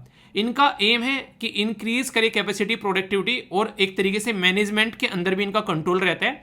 अगर आप लोगों को पता होगा किसी भी कंपनी में अगर 51 से या 51% शेयर या फिर इससे ज्यादा हो जाते हैं किसी दूसरे इंसान के, तो वो उसका मालिकाना हक रखने लगता है, यानी कि उसके डिसीजन यहां पर आप लोगों को देखने को मिलेंगे। इसलिए बोलते हैं कि गवर्नमेंट को कोई भी कंपनी अगर बेचनी चाहे तो वो उसको 50% से ज्यादा शेयर न दे, ताकि उसके हाथ में भी कंट्रोल बना रहे गवर्नमेंट के। पर लेकिन ये क्या करते हैं, पैसा लेकर आते हैं और अपना काम करके निकालते हैं। ये क्या करते हैं, फिजिकल एसेट क्रिएट करते हैं। मतलब आएंगे यहाँ पर कंपनी में इन्वेस्टमेंट करेंगे तो उस कंपनी में शेयर रहेंगे इनके। अब वो कंपनी आगे चलकर और काम करेगी और जगह जगह ऑफिस खोलेगी, अपने प्रोडक्ट बनाने की यूनिट खोलेगी। तो इनका ये मुद्दा आप लोगों को देखने को मिलेगा। अब ये क्या करते हैं, तो कैपिटल प्रोवाइड कराते हैं, पैसा आता है, पैसा लो भैया, अपना मजे करो जो करना है तुम लोगों को, तो पैसा मिलेगा शॉर्ट टर्म के लिए। ये क्या करते हैं, टेक्नोलॉजी ट्रांसफर भी होती है, कई बार यहाँ पर मैनेजमेंट में इनपुट भी रहता है इनका, यानी कि एक तरीके से जैसे घर में आकर किसी के साथ में बात करना और परिवार का पार्ट बनकर रहना। एक तरीके से आप लोग ये समझते हैं जैसे ये अंग्रेज बोल सकते हैं आप लोग इनको, ठीक है। अंग्रेज हमारे देश में आए और लूट के ले गए, एक तरीके से ऐसा बोल सकते हैं। पर लेकिन ये लूट के नहीं ले रहे हैं, ये यहाँ पर आके इन्वेस्टमेंट कर रहे हैं। पर लेकिन अंग्रेज जो है यहाँ पर कुछ फायदा नहीं चाहते थे कि इनका कुछ फायदा हो, यानी कि हमारे देश में आए हमारा कुछ फायदा हो, उनको बस अपना प्रॉफिट दिख रहा था। पर लेकिन ये कौन है, ये ऐसे हैं जैसे मुगल भी बाहर से आए थे, तो उन्होंने क्या किया, यहीं पर ही आकर रहने लगे, अपना घर बनाया, अपना यहाँ पर इस कंट्री को अपनी कंट्री माना और चीजों को आगे लेकर चले। हालांकि उल्टी सीधी हरकतें उनके द्वारा भी कई सारी की गई है, जो ऑलरेडी स्टेब्लिश लोग थे यहाँ पर, उनके साथ में गलत काम किए गए उनके द्वारा भी काफी सारे। पर लेकिन फिर भी वो यहाँ पर ही रहकर अपना प्रॉफिट देख रहे थे, ठीक है, यहाँ की चीजों में इन्वेस्टमेंट कर रहे थे। बड़े बड़े आप लोगों ने देखा यहाँ पर लाल किले, ये सारे जो ताजमहल वगैरह बनवाए गए, तो आप लोग बोल सकते हैं उनके द्वारा यहाँ पर आकर इन्वेस्टमेंट किया गया, यानी कि यहाँ पर रहे और अपने आप को, जिंदगी को यहीं पर ही उन्होंने इंजॉय किया। पर लेकिन ये क्या है, ये अंग्रेजों की तरह है, आए और निकल लिए, तो ओनली कैपिटल आता है इनका, ये अपना एंजॉय करते रहते हैं। एफडीआई जो है वो प्राइमरी मार्केट में नॉर्मली देखने को मिलेगा। मैंने बोला ना एलआईसी के शेयर निकले, तो जो शेयर निकलते हैं ना, जिनको जो आईपीओ बोलते हैं आप लोग, इनिशियल पब्लिक ऑफरिंग, तो वो यहाँ पर इसमें ये इन्वेस्टमेंट करते हैं। पर लेकिन ये नॉर्मली सेकेंडरी मार्केट में इन्वेस्टमेंट करते हुए आप लोगों को नजर आएंगे, और इसको स्टॉक एक्सचेंज में आप लोग इन्वेस्टमेंट एक तरीके से बोल सकते हैं। एंट्री और एग्जिट जो है वो काफी डिफिकल्ट होगी, क्योंकि आओगे इन्वेस्टमेंट करोगे, कंपनी का मालिकाना हक लोगे, तो आप लोग वहां पर एक तरीके से उसका घर का पार्ट बन गए। अब कल को निकल कर जाओगे तो बिल्कुल ऐसे जैसे दो भाई जो होते हैं वो अलग होते हैं, वो वाला माहौल देखने को मिलेगा। पर लेकिन यहाँ पर एंट्री और एग्जिट जो है वो रिलेटिवली ईजी होगी। क्यों? क्योंकि कोई मालिकाना हक ही नहीं है, पैसा लगा रखा है, उठा कर ले गए जरा सी देर में, तो आप लोगों को यहाँ पर ये माहौल देखने को मिलेगा। एफडीआई जो है वो एलिजिबल है for profit of the company, यानी कि एक तरीके से ये यहाँ पर जब प्रॉफिट होता है तो इनको भी वो प्रॉफिट का पार्ट मिलता है, ठीक है। पर लेकिन यहाँ पर आप लोग देखोगे तो कैपिटल गेन लेते हैं, यानी कि मार्केट में जो लगा रखा है पैसा उसमें से जो भी इनका जो निकल कर आ रहा है वही आप लोगों को यहाँ पर देखने को मिलेगा। जैसे स्टॉक एक्सचेंज में इन्वेस्टमेंट कर देते हैं लोग, तो वही वाला माल रहेगा यहाँ पर। ऐसा नहीं कि कंपनी प्रॉफिट में जा रही है तो उससे इनको कोई ज्यादा मतलब है, ठीक है। तो आप लोग ये समझ सकते हैं। पर हाँ, पूरा मार्केट अगर प्रॉफिट रहेगा तो इनको फायदा देखने को मिलेगा, ठीक है। इसी के साथ में अगर बात करें, ये ज्यादा है, ये नहीं एक तरीके से एक्सपेक्टेशन लगा लेना कि अच्छा यहाँ ऐसा हो रहा है वहाँ ऐसा हो रहा है, और उसके बेस पर ये ज़्यादा चलते नहीं है, ये ज़्यादा फिक्स चीज़ पर ज़्यादा फोकस रहता है इनका। पर लेकिन ये तो पूरा इस पर चलते हैं, अभी यहाँ पैसा महंगा मिल रहा है, यहाँ पर ज़्यादा चीज़ें मिल रही हैं, यहाँ पर अच्छा प्रॉफिट हो रहा है तो यहाँ पर आ गए, कल को यूएसए में हो रहा है तो यूएसए में भागे, तो इनका वो वाला माहौल आप लोगों को देखने को मिलेगा। तो दोनों को कंपेयर जब करोगे तो ये ज़्यादा स्टेबलिश है एफडीआई वाले, और ये अनस्टेबल आप लोग बोल सकते हैं। डायरेक्ट इंपैक्ट करते हैं एम्प्लॉयमेंट क्रिएट करने में, आप लोगों को देखने को मिलेगा। लेबर वेज में भी काफी बड़ा रोल प्ले होगा, क्योंकि कंपनी में इन्वेस्टमेंट करेंगे आएंगे तो बोलेंगे भी कि भाई भैया ये सारी चीजें आप लोग कर सकते हो। इनका कोई मतलब नहीं है, भाई साहब तुमको जो करना है कर लो, हमको तो इन्वेस्टमेंट करना है, प्रॉफिट लेना है, मिलेगा सही है, नहीं तो निकाल कर कहीं और ले जाएंगे अपना पैसा। इनका ये फंडा आप लोगों को देखने को मिलेगा। एफडीआई और एफपीआई यानी कि फॉरेन पोर्टफोलियो इन्वेस्टमेंट, जब यहाँ पर ये पर्टिकुलर पर्सन आता है तो ये तो पूरा प्रोसीजर फॉलो करेगा, आएगा यहाँ पर कंपनी के शेयर लेगा, पूरी डॉक्यूमेंटेशन करेगा जितना कर सकते हैं। पर लेकिन ये वाला जो होता है ना, ये शॉर्ट टर्म के लिए आता है और अपना पैसा लगाता है और लगा के निकल लेता है, और यहाँ पर जो प्रॉफिट इसको मिलता है सही है उसको लेकर ये निकल लेता है। ये कहाँ पर रजिस्टर रहता है? ये सेबी के अंदर रजिस्टर रहता है, ठीक है, यानी कि security and exchange board of India के अंदर आकर ही रजिस्टर करता है। अब जो एफपीआई है ये यहाँ पर सेबी के अंदर रजिस्टर हो गया। पर लेकिन जो पार्टिसिपेटरी नोट्स है ना, जिसको मैंने पी नोट बोला है, वो भाई साहब वो टेंशन ही नहीं लेते हैं। वो इतने अमीर आदमी हैं, उनको ये चाहिए कि भाई साहब मेरा पैसा है, कोई और लगा दो जाकर, और ये फालतू के रजिस्ट्रेशन फजिस्ट्रेशन वाले झंझट मुझे नहीं चाहिए, मुझे अपना माल चाहिए। मैं आकर इन्वेस्टमेंट करूंगा और मेरा पैसा दो, और तुमको जो करना है तुम करते रहो, मुझे उससे कोई फर्क नहीं पड़ रहा है, मुझे नहीं रजिस्टर करना है सेबी के साथ में भी। तो ये अपना पैसा जो इन्वेस्टमेंट करते हैं यहाँ पर एफपीआई के थ्रू, यानी कि जो ऑलरेडी रजिस्टर है यहाँ पर, उनके थ्रू अपना पैसा यहाँ पर इसमें इन्वेस्टमेंट किया जाता है और वो हमारी मार्केट में आता है। तो यानी कि ये इंसान कौन है, इस इंसान की आइडेंटिटी तक भी नहीं पता रहता लोगों को कि भाई साहब ये है कौन। तो इसकी वजह से कई बार ये माना जाता है कि ब्लैक मनी जो है वो मार्केट में ला रहे हैं इनडायरेक्ट वे में अपने ही देश के लोग, वो भी फॉरेन इन्वेस्टमेंट के थ्रू। ये काफी इंटरेस्टिंग टॉपिक था जो कि रिसेंटली अभी न्यूज में देखने को मिला। जीआई टैग की बात की गई थी यहाँ पर। मयूरभंज के अंदर जो एक सुपर फूड है जिसको बोलते हैं आंट चटनी, यानी कि चींटियां जो होती हैं उसकी चटनी यहाँ पर बनाई जाती है। तो ये जो ट्राइबल कम्युनिटी है यहाँ पर, ठीक है, तो ये यहाँ पर बेसिकली वो यहाँ पर इसका इस्तेमाल करती है, और ये काफी इंपॉर्टेंट मानी जाती है। इसके अंदर काफी protein, calcium, zinc, vitamin B, iron, magnesium, potassium, sodium, copper, fibre, तो कई सारे 18 के करीब अमीनो एसिड आप लोगों को देखने को मिलेंगे। इम्यून सिस्टम को बूस्ट करने का काम करती है और डिजीज को दूर रखने का काम करती है। तो ये एक तरीके से काफी इंपॉर्टेंट है यहाँ पर, जो रिसेंटली अभी न्यूज में थी। तो ये चटनी जो है इसके बारे में आप लोग याद रखिएगा, इसको जीआई टैग का जो अभी दर्जा देने की बात की गई, ठीक है। काई चटनी भी आप लोग इसको यहाँ पर बोलते हैं। तो बेसिक इन्फॉर्मेशन है जो कि आप लोग याद रखिएगा। मयूरभंज कहाँ पर है ये आप लोग बताइए, चलिए देखता हूँ कौन बताता है। एक एक्सरसाइज है जिसमें हमारी कंट्री की साइड से आईएनएस जो सतपुरा है वो यहाँ पर पहुंचा रिमपैक एक्सरसाइज में। हवाई ये आइलैंड आप लोगों को देखने को मिलेगा एरिया यूएसए के अंदर में। ये जो रिमपैक एक्सरसाइज है 1971 में एक एनुअल एक्सरसाइज स्टार्ट की गई थी यूएसए, ऑस्ट्रेलिया और कनाडा के द्वारा। अभी फिलहाल कई सारी कंट्री यहाँ पर पार्टिसिपेट करती है। कैपेबल है, एडेप्टिव और पार्टनरशिप ये थीम रखी गई यहाँ पर। तो इंडिया के द्वारा भी यहाँ पर पार्टिसिपेट किया गया, ठीक है। फर्स्ट टाइम इंडिया के द्वारा 2014 में पार्टिसिपेट किया गया था, तो अब यहाँ पर हम लोग इसके साथ मिलकर काम करते हैं।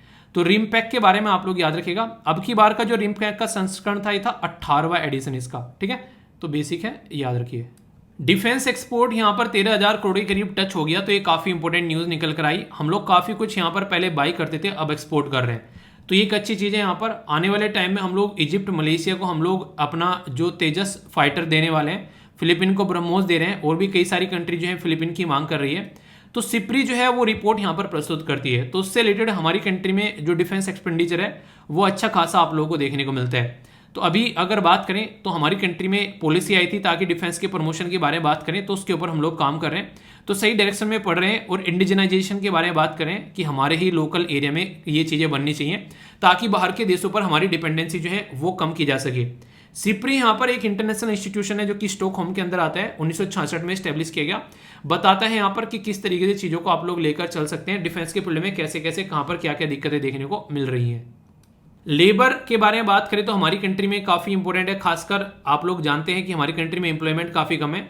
तो centre for monitoring Indian economy के द्वारा डेटा तैयार किया गया और लेबर फोर्स पार्टिसिपेशन के बारे में पता चला, तो ये घटकर 40% आप लोगों को देखने को मिल रहा है। 2016 में 47 था और नीचे यहाँ पर आ गया है। एक पर्टिकुलर यहाँ पर जो बात करें हमारी कंट्री के अंदर में, तो हम लोग बोल सकते हैं लेबर फोर्स पार्टिसिपेशन के बारे में। तो एक पर्टिकुलर रिकमेंडेशन भी यहाँ पर दी गई थी, अमिताभ कुंद, जो यहाँ पर एक कमेटी बनाई गई थी। ठीक है, अभी फिलहाल दिक्कतें हैं, खासकर देश के अंदर में एम्प्लॉयमेंट को लेकर काफ़ी लार्ज स्केल पर अनएम्प्लॉयमेंट देखने को मिलता है और वो भी अलग अलग तरीके से। तो लेबर फोर्स पार्टिसिपेशन रेट का मतलब क्या है कि लेबर फोर्स कितनी है और वर्किंग एज पॉपुलेशन कितनी है, तो इससे डिवाइड कर दो तो लेबर फोर्स पार्टिसिपेशन आ जाता है। ठीक है, ये एनएसओ कई बार आप लोगों से पूछा जाता है, तो बेसिक इन्फॉर्मेशन है इसके बारे में। हमारी कंट्री में पहले सीएसआई हुआ करता था, इसका नाम चेंज करके सीएसओ कर दिया। सीएसओ को बोलते हैं सेंट्रल स्टैटिस्टिकल ऑर्गेनाइजेशन, तो फिर नाम चेंज करा सेंट्रल स्टैटिस्टिक्स ऑफिस। फिर यहाँ पर नेशनल सैंपल सर्वे ऑफिस हो गया। ठीक है, जो इसको और इसके साथ में मर्ज करके यहाँ पर सीएसओ को नेशनल स्टैटिस्टिकल ऑफिस बना दिया। अभी फिलहाल ये है जो कि याद रखना है, ministry of statistics and programme implementation के अंदर में आता है, इसको बनाया गया था इन दोनों को मर्ज करके। तो ऐसे भी कई बार छोटे छोटे मोटे मोटे क्वेश्चन आप लोगों से बन जाते हैं। ठीक है, ड्रैगन फ्रूट जो था वो काफी ज्यादा न्यूज में था। ड्रैगन फ्रूट यहाँ पर आप लोगों को देखने को मिलता है हमारे रीजन में जो उगाया जाता है। दुनिया में लार्जेस्ट प्रोड्यूसर जो है वो है यहाँ पर वियतनाम। तो वियतनाम में इसको बेसिकली तनहा लोंग या फिर ड्रैगन्स आइस बोलते हैं। ठीक है, तो ये काफी इंपॉर्टेंट है, काफी सारे न्यूट्रिशन कैलोरी आप लोगों को देखने को मिलती है। इंडिया के अंदर इसका नाम दिया गया कमलम, तो उसी के जैसे यहाँ पर ही दिखता है कमल के जैसे, तो इसका नाम कमलम दे दिया। उसके ऊपर हालांकि कंट्रोवर्सी हुई थी, गुजरात ने इसको ड्रैगन फ्रूट को कमलम का नाम दिया था, लोटस। हरियाणा के अंदर भी यहाँ पर ये चीज़ें आप लोगों को देखने को मिलती है कि इसको सपोर्ट प्रोवाइड कराई जा रही है ताकि ये फ्रूट को उगाया जा सके। तो ये नॉर्मली अगर बात करें तो बॉडी के अंदर में खासकर ये काफ़ी हेल्दी माना जा रहा है। ठीक है, इम्यून सिस्टम को काफ़ी बूस्ट करता है और कोविड के नाम पर सबसे ज़्यादा फोकस जो है कि इम्यून सिस्टम को कैसे बूस्ट करना है। वैसे लोकल जो फ्रूट है ये साउथ अमेरिका और आप लोगों को सेंट्रल अमेरिका में देखने को मिलेगा। ठीक है, तो इसके चलते अभी बोला गया 50,000 हेक्टेयर में इसको उगाया जाएगा आने वाले टाइम में। अगर हमारे देश में एग्रीकल्चर के एक्सपोर्ट के बारे में कोई आप लोगों से कुछ पूछने लगे तो याद रखिएगा टॉप फ्रूट प्रोड्यूसिंग कौन है यहाँ पर, आंध्र प्रदेश, महाराष्ट्र, यूपी, गुजरात और मध्य प्रदेश। टॉप जो फ्रूट प्रोड्यूसिंग कंट्री कौन सी है, China, India, Brazil, USA. Top vegetable producing state कौन से हैं, UP, Bengal, Madhya Pradesh, Maharashtra. Top vegetable producing country कौन सी है, China, India, USA, Turkey, Iran. Major horticulture कौन से प्रोड्यूसिंग है हमारी कंट्री में स्टेट अगर बात करें, यूपी, वेस्ट बंगाल, मध्य प्रदेश, महाराष्ट्र और Andhra Pradesh.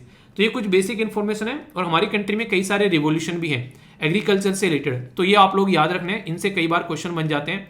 Black revolution, blue revolution, brown revolution, ये किस किस से रिलेटेड है यहाँ पर ये, तो ये मैच करने के लिए जब पूछ ले जाए तो आप लोग कंफ्यूजन इससे रिलेटेड नहीं होना चाहिए कि किसके साथ में आप लोग इसको मैच करके देख सकते हैं। ठीक है, तो इसलिए बता रहा हूं क्योंकि इनसे कई बार क्वेश्चन आप लोगों के बनते हैं, फिर आप लोगों को लगता है यार कौन सा रिवोल्यूशन था, तो 2-4 बार आप लोग ध्यान रखिए। जैसे सिल्वर रिवोल्यूशन हो गया एग पोल्ट्री से रिलेटेड, सिल्वर में फाइबर जोड़ दिया तो ये कॉटन रिवोल्यूशन बन गया यहाँ पर। तो इस तरीके से मैं बोल रहा हूँ इसके ऊपर फोकस देना है आप लोगों को, क्योंकि कई बार आप लोग यहाँ पर कंफ्यूजन में आ जाओगे कि यार ये तो उससे था, ये यहाँ से कैसे आ गया। तो छोटी छोटी चीजें होती हैं यार एग्जाम में, वही आप लोगों को आगे निकालती हैं। तो थोड़ा सा जैसे गोल्डन रिवोल्यूशन हो गया फ्रूट हॉर्टिकल्चर के बारे में, गोल्डन फाइबर हो गया जूट के बारे में, समझ रहे हैं, यहाँ पर फाइबर लगते यहाँ पर चेंज हो गया। तो ऐसे क्वेश्चन जब आप लोग अटेम्प्ट करोगे तो ही आप लोग इनको लंबे समय तक याद रख पाओगे। ग्रेट इंडियन बस्टर्ड काफी ज्यादा न्यूज में था, अभी गुजरात से इसको ट्रांसलोकेट किया गया, तो ये आप लोग याद रखते हैं। ये इंडियन कॉन्टिनेंट के अंदर में, इंडियन सब कॉन्टिनेंट के अंदर में पाए जाने वाला सबसे बड़ा पक्षी आप लोग बोल सकते हैं। ठीक है, IUCN में क्रिटिकली डेंजर्ड में है, CITES में इसको अपेंडिक्स 1 में रखा गया है, माइग्रेटरी जो स्पीसीज में अपेंडिक्स 1 में, वाइल्ड लाइफ प्रोटेक्शन एक्ट में अपेंडिक्स 1 में, यानी कि गिने चुने बचे हुए हैं, आप लोग ऐसा बोल सकते हैं। ठीक है, इनकी संख्या जो है बहुत ही कम बची है आज की डेट में, तो इनको प्रोटेक्ट करने की बात यहाँ पर की जाती है। हमारी कंट्री में ये स्टेट बर्ड है राजस्थान के अंदर में, पर लेकिन इसके ऊपर ज़्यादा फोकस रहता नहीं है। ये पक्षी खुद ही बोलता है कि भाई साहब स्टेट बर्ड तो बना लिया पर कुछ ध्यान तो रखा करो, ऐसा नहीं है कि प्रोग्राम नहीं है। प्रोग्राम है, बस वही है कि उनको इंप्लीमेंट करने वाला जो है ढंग से नहीं करता है, तो फिर ये दिक्कतें देखने को मिलती हैं। तो इसके चलते यहाँ पर ये कई बार न्यूज़ में रहता है। अभी रिसेंटली इनको ट्रांसलोकेट किया गया, क्यों? क्योंकि बिजली से रिलेटेड वहाँ पर लाइन लगानी है और यहाँ पर ये बिजली में अड़कर ये काफ़ी ज़्यादा मरते हैं, इनकी जान जाती है, तो इसकी वजह से यहाँ पर ये न्यूज़ में आया। सुप्रीम कोर्ट ने बोला कि ऐसा क्या ऊपर से ही तार ले जाना जरूरी है, जमीन के अंदर से लेकर जाओ। तो यहाँ पर गवर्नमेंट बोलने लगी, स्टेट गवर्नमेंट की ये पॉसिबल नहीं है, काफ़ी ज़्यादा दिक्कतें देखने को मिलेगी अगर जमीन के अंदर से हम लोग लेकर जाते हैं। तो बहुत सारे ऐसे इश्यूज निकल कर आ रहे थे, तो इसलिए यहाँ पर ये काफ़ी इंपॉर्टेंट बना। ठीक है, तो बेसिक इन्फॉर्मेशन है, याद रखना। ज़्यादा तो नहीं, पर हाँ इतना जरूर याद रखिएगा, PADMA, ये रिसेंटली अभी न्यूज़ में था। क्वेश्चन ये बन सकता है इसका नाम क्या है, क्यों रखा गया है? तो इसको बोलते हैं payroll automation for disbursement of monthly allowances. तो इसका नाम ये रखा गया और ये कोस्ट गार्ड के लिए लॉन्च किया गया ताकि उनकी पेमेंट या अलाउंसेज जो है प्रॉपर वे में उनको प्रोवाइड कराया जा सके। लगभग 15,000 के करीब इंडियन कोस्ट गार्ड है, तो उनको सही तरीके की चीज़ें मिल सके। इंडियन कोस्ट गार्ड जो है 1998 में स्टार्ट की गई थी कोस्ट गार्ड एक्ट के थ्रू, ताकि कोस्टल एरिया को यहाँ पर हम लोग प्रोटेक्ट कर सकें। और यहाँ पर इसका खाका तैयार किया गया था रुस्तम जी कमेटी के द्वारा। 4th लार्जेस्ट कोस्ट गार्ड है दुनिया में हमारी। सबसे बड़ी कोस्ट गार्ड किस कंट्री की है? वो है USA की। ठीक है, तो यहाँ पर नॉर्मली जो सेंट्रलाइज पेमेंट सिस्टम है RTGS और NEFT, इसी के साथ में यहाँ पर जो डिसेंट्रलाइज पेमेंट सिस्टम चेक, या फिर आप लोगों को देखने को मिलता है एक्सप्रेस चेक क्लियरिंग सिस्टम। तो यहाँ पर एक नया सिस्टम देखने को मिलेगा जिससे इनको यहाँ पर सपोर्ट मिलेगी। तो बेसिक इन्फॉर्मेशन थी, ठीक है। अभी जगह जगह पर आप लोग कई सारे डिजास्टर देखने को मिल रहे हैं, तो उसी से रिलेटेड यहाँ पर ये ग्लोबल जो प्लेटफॉर्म डिजास्टर रिस्क रिडक्शन, तो चैलेंज क्या क्या है, तो इसके बारे में आप लोग याद रखिएगा। सेंडाई फ्रेमवर्क के बारे में, अभी सेंडाई फ्रेमवर्क चल रहा है डिजास्टर को कंट्रोल करने के लिए। अगर मोटे मोटे तौर पर अगर बात करें 1989 से लेकर 2015 तक का क्या क्या फ्रेमवर्क रहे, तो पहले international decade for natural disaster reduction आया। इसके बाद में यहाँ पर Yokohama strategy plan of action आया 1994 में। फिर international strategy for disaster reduction आया 1999 में। हियागो फ्रेमवर्क आया यहाँ पर 2005 से 15, और सेंडाई फ्रेमवर्क आप लोगों को देखने को मिलेगा फिर। तो ये पूरा प्रोसीजर है डिजास्टर को कंट्रोल करने के लिए, अगर कोई आप लोगों से यहाँ पर पूछे इसके बारे में तो। ठीक है, न्यूज में थोड़ा सा इसलिए भी था, प्राइम मिनिस्टर मोदी साहब के द्वारा इनोग्रेट किया गया था यहाँ पर session 4th edition international conference on the disaster resilience infrastructure के बारे में, तो उसकी वजह से भी यहाँ पर ये न्यूज में आया था। और CDRI जो है लॉन्च किया गया था प्राइम मिनिस्टर मोदी साहब के द्वारा 2019 में, जब UN क्लाइमेट समिट हुई थी। तो कल को क्वेश्चन पूछा जाए तो कंफ्यूजन नहीं होना चाहिए, डायरेक्ट क्वेश्चन बन सकता है। INN जो यहाँ पर आप लोगों से कई बार ऐसे क्वेश्चन पूछे जाते हैं। ठीक है, तो यहाँ पर बात करते हैं, तो हमारी कंट्री में एक सबमरीन थी जिसको पनडुब्बी बोलते हैं आप लोग। ठीक है, तो इसके बदले अगर क्वेश्चन पूछ ले इसके बारे में, तो आप लोगों को पता होना चाहिए कि एक पनडुब्बी अभी हमारी कंट्री में डीकमीशन की गई है, जिसका नाम है INS सिंधु ध्वज। तो इंडियन नेवी की जो सिंधु ध्वज है उसको यहाँ पर अभी हमारी कंट्री में डीकमीशन कर दिया गया है। रसिया से हमने ली थी 10 कैलियो क्लास सबमरीन, इसको बेसिकली बोलते थे रसिया के अंदर में। हमारी कंट्री के अंदर आई, यहाँ पर कमीशन की गई थी 1987 में, डी कमीशन अभी कर दिया गया है, जिसके चलते दिक्कतें देखने को मिल रही हैं। तो सबमरीन के बारे में आप लोग याद रखिएगा, कई बार क्वेश्चन भी आप लोगों से बन जाते हैं। ठीक है, WTO की अभी यहाँ पर 12th कॉन्फ्रेंस हुई, तो ये काफी ज्यादा न्यूज में आ गया था, जिसमें कई सारे मुद्दों के ऊपर बात की गई। तो वर्ल्ड ट्रेड ऑर्गेनाइजेशन की यहाँ पर जो कॉन्फ्रेंस हुई थी, तो इसमें खासकर जो फोकस किया गया, एक तो इलीगल तरीके से कोई भी यहाँ पर फिशिंग नहीं होनी चाहिए। ठीक है, इसी के साथ में यहाँ पर कैसे उसको अनप्रोटेक्टिव फिशिंग को रोकना है, यहाँ पर उसके चलते काम किया गया। 7.7 of the global fishing production India के अंदर में होता है। 3rd लार्जेस्ट प्रोड्यूसिंग है हम लोग country. 2nd largest aqua fish producer आप लोगों को देखने को मिलेंगे। 10 ऑफ द अगर बात करें ग्लोबल फिश बायोडाइवर्सिटी आप लोगों को देखने को मिलेगी हमारी कंट्री के अंदर में 10% के करीब। 5 लाख के करीब टन जो है पहले 1950 में, पर अब 142 लाख टन हम लोग फिशरी प्रोडक्शन करते हैं। इंक्रीज हो रही है काफी लार्ज स्केल पर GDP में इसका जो एरिया है, और सनराइजिंग इंडस्ट्री में आप लोग इसको काउंट करते हैं। तो ये कुछ बेसिक इन्फॉर्मेशन है इसके बारे में। बाकी यहाँ पर अगर बात करें 12th जो कॉन्फ्रेंस है उसके कुछ आउटकम है यहाँ पर, अगर आंसर राइटिंग में लिखना हो तो बेसिक इन्फॉर्मेशन भी आप लोग याद रखिएगा। तो ये वर्ल्ड ट्रेड ऑर्गेनाइजेशन की 12th मिनिस्ट्रियल कॉन्फ्रेंस के बारे में मैंने बातें की आप लोगों से। वर्ल्ड ट्रेड ऑर्गेनाइजेशन को हेड करने वाली जो पर्सनैलिटी है उनका नाम आप लोग बताइए। कारगिल विजय दिवस जो है ये सेलिब्रेट किया गया 26 जुलाई को, तो यहाँ पर काफी इंपॉर्टेंट है, याद रखिएगा। ऑपरेशन विजय यहाँ पर चलाया गया था, लगभग 60 दिन जो है ये लड़ाई चली थी। ये कारगिल के हीरो हैं, जिनको यहाँ पर एक तरीके से आप लोग बोल सकते हैं परमवीर चक्र मिला, जिनके द्वारा अपनी शहादत देकर हमारे देश को सुरक्षित रखा गया। तो ये एक तरीके से सैल्यूट आप लोग बोल सकते हैं ऐसे देश के वीर जवानों के लिए। इंडिया और जापान के बीच में मैरीटाइम जो पार्टनरशिप एक्सरसाइज थी, जिसको मैरीटाइम पार्टनरशिप एक्सरसाइज आप लोग बोलते हैं यहाँ पर, जिसको जिमेक्स, यहाँ पर इंडिया और जापान की मैरीटाइम, और मालाबार इंडिया जापान USA, और आप लोगों को देखने को मिलेगा ऑस्ट्रेलिया भी। वैसे कई सारी कंट्री के साथ में मैरीटाइम एक्सरसाइज है। थाईलैंड के नाम पे उसको कोरपेट बोलते हैं, UK के अंदर जो है इसको कोनकन बोलते हैं, इंडोनेशिया को समुद्र शक्ति, सिंगापुर को यहाँ पर इंडियन मैत्री बायलैटरल सिम्बैक्स, और कतर के साथ में जार अल बहार। तो ये ऐसी चीजें हैं जो कई बार पूछ ली जाती हैं, बेसिक इन्फॉर्मेशन है, ठीक है। तो ये था टोटल आज का डिस्कशन। मैं आशा करता हूं शानदार तरीके से आप लोगों ने इसको एंजॉय किया होगा। बेसिक इन्फॉर्मेशन बैकग्राउंड के साथ में डिस्कस की कई सारी, पर लेकिन आप लोगों को एक रिक्वेस्ट करूंगा, अगर रियलिटी में इस वीडियो को एंजॉय करना चाहते हो तो रेगुलर जो वीडियो आती है उसको आप लोग देखना स्टार्ट करो। उससे ये वीडियो आप लोगों के लिए रिवीजन का काम करेगी, तब आप लोग अच्छे से अपनी पढ़ाई को एक सही डायरेक्शन दे पाएंगे। डे बाय डे में चीजें कवर करने में जो मजा है वो एक महीने वाली में आप लोग बोल सकते हैं एक तरीके से हो जाता है, पर लेकिन जितना याद रख पाओगे वो काफी सारा डेटा हो जाता है फिर, ठीक है। तो इसलिए बोलता हूं कि रेगुलर चीजों पर ज्यादा फोकस देना है। तो आज का डिस्कशन यहीं पर समाप्त करता हूं। वीडियो जो पीडीएफ है वो आप लोगों को टेलीग्राम पर मिल जाएगी, वहां से जाकर आप लोग इसको डाउनलोड कर लेना। सारी चीजें आप लोगों को यहाँ पर इकट्ठी मिल जाती है। और इसी के साथ में नेक्स्ट वीडियो मिलता हूं, तब तक अपना ध्यान रखिए। बड़ों को नमस्ते, छोटों को प्यार, छोटी सी लाइफ है एंजॉय करार। मिलता हूं नेक्स्ट वीडियो में, तब तक के लिए जय हिंद। और हाँ, फीडबैक जरूर देना, लाइक या डिसलाइक कर आप लोग बता सकते हैं। तो मौज लो, रोज लो, नहीं मिले तो खोज लो, और खुश रहो यार, जिंदगी में हमेशा एंजॉय करो जिंदगी को, ठीक है।